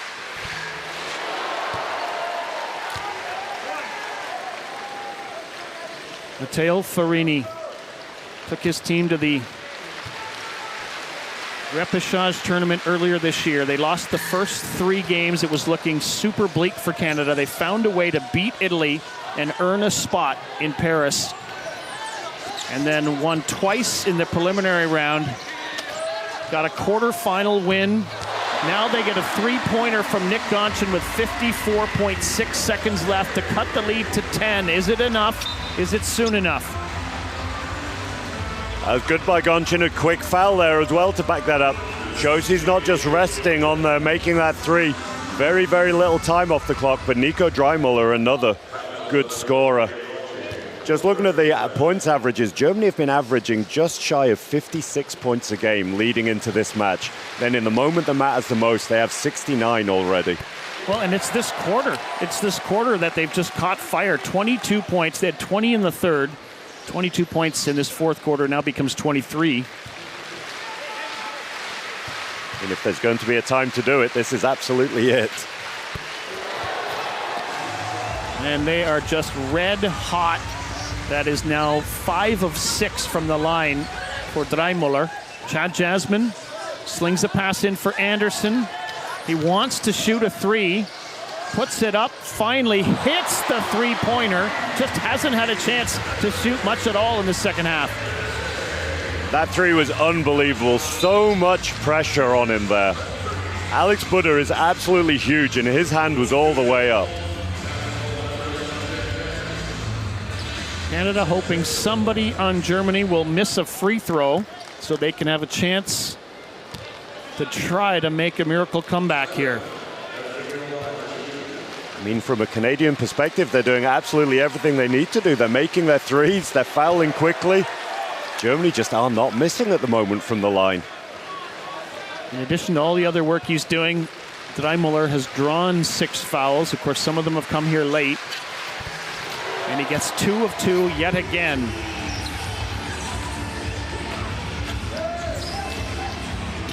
We're down within the final seconds of this one. Gonchen can't get that one to fall.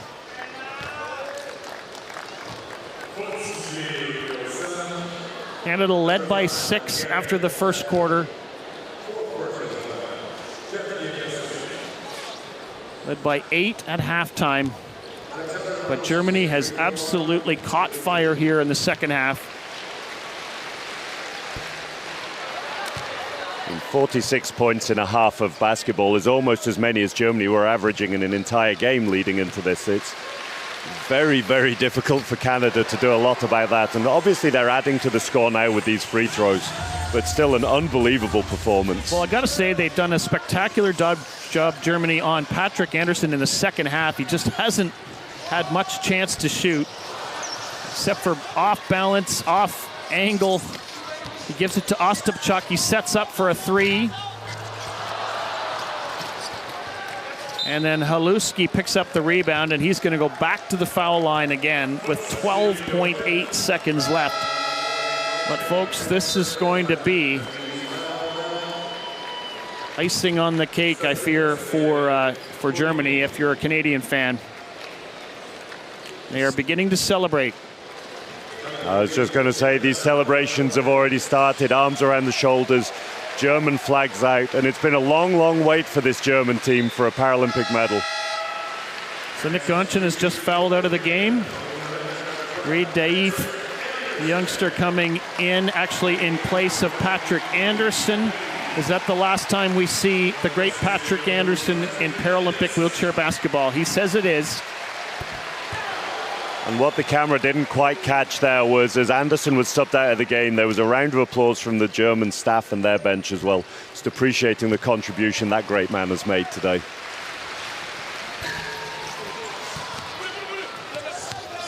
And Germany is going to just hold the ball, and that will do it. For the first time since 1992, Germany is going to be on the Paralympic podium with a bronze medal win, 75-62 over Canada. See the hugs between the coach, Michael Engel, on his birthday of all days with Thomas Boehmer. And Thomas Boehmer, what an unbelievable day he's had. 36 points to go with his 4 rebounds, 5 assists. 36 points in a Paralympic bronze medal game, a stage he's never played on before. Rising to the challenge indeed. 75-62, Germany over Patrick Anderson's Team Canada. You know there's tons of respect there. Every player on Germany wants a handshake and a hug with Patrick Anderson.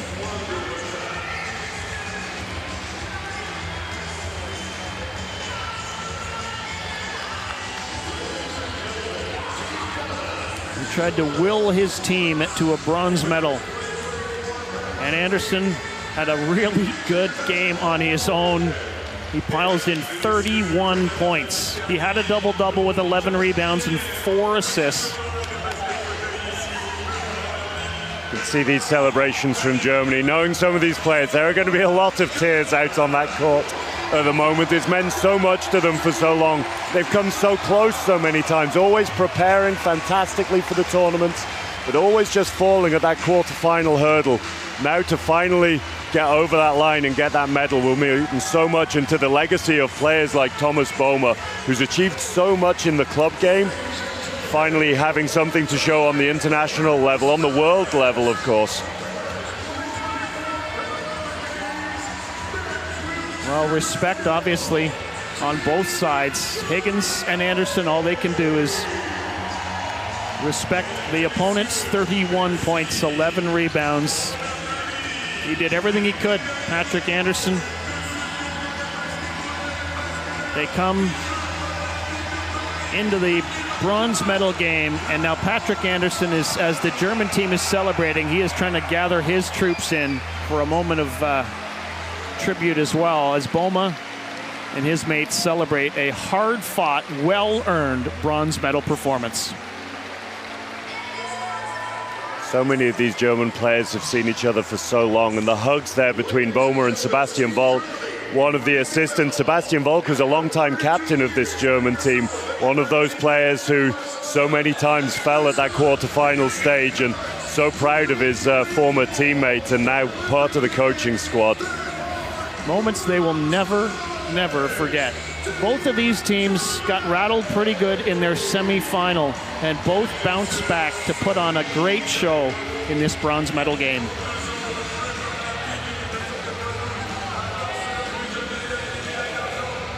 Matteo Ferrini, head coach of Canada since 2017. His troops, with Patrick Anderson coming back into the mix again after Rio, came close to a medal spot, but it's Germany that gets it today.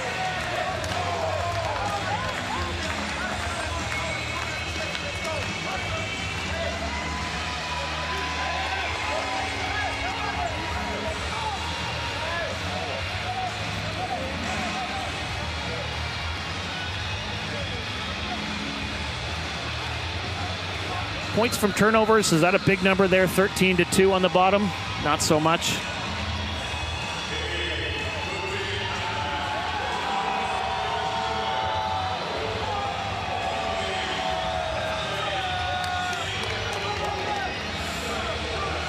Pure joy for Germany.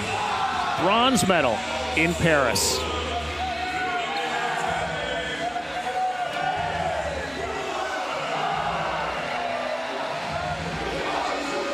Matthias Gunter, one of the quietest players off the court, a really down-to-earth guy leading the celebrations, though, here for Germany.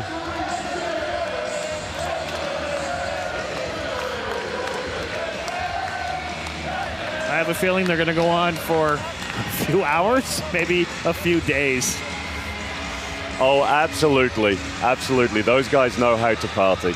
Nice shot there with the two longest serving members of the Canadian team, Hedges and Anderson.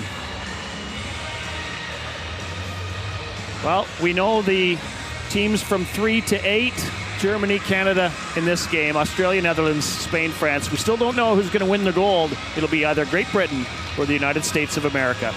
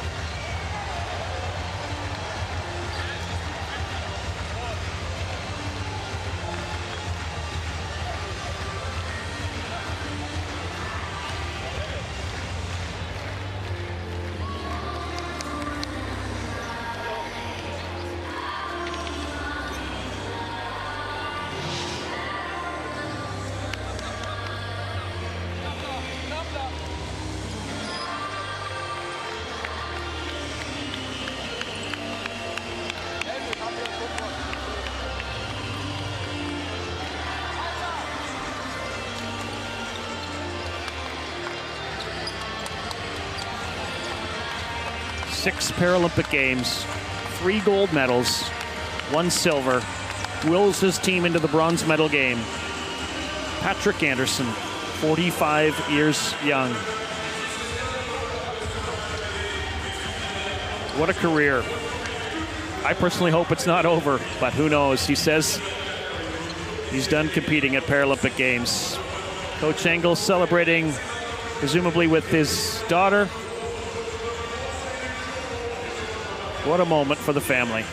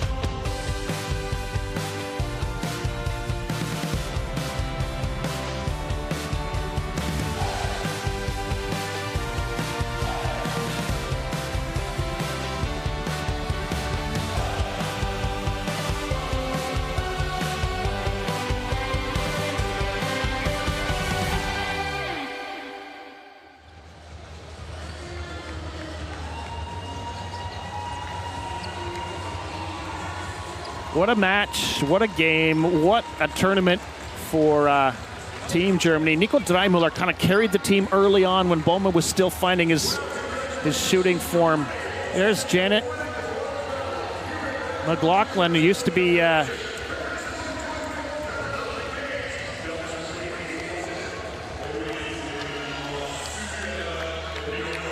former player for Canada, now supporting Germany. And there are the German fans loving every minute of this performance. Janet Zeltinger is what I was trying to come up with the name there, who has the Canadian shirt on but supports Germany, lives in Germany, and has coached Germany. Mixed feelings. But it's a bronze medal win for Germany, 75-62. They'll be on the podium in Paris. Well done.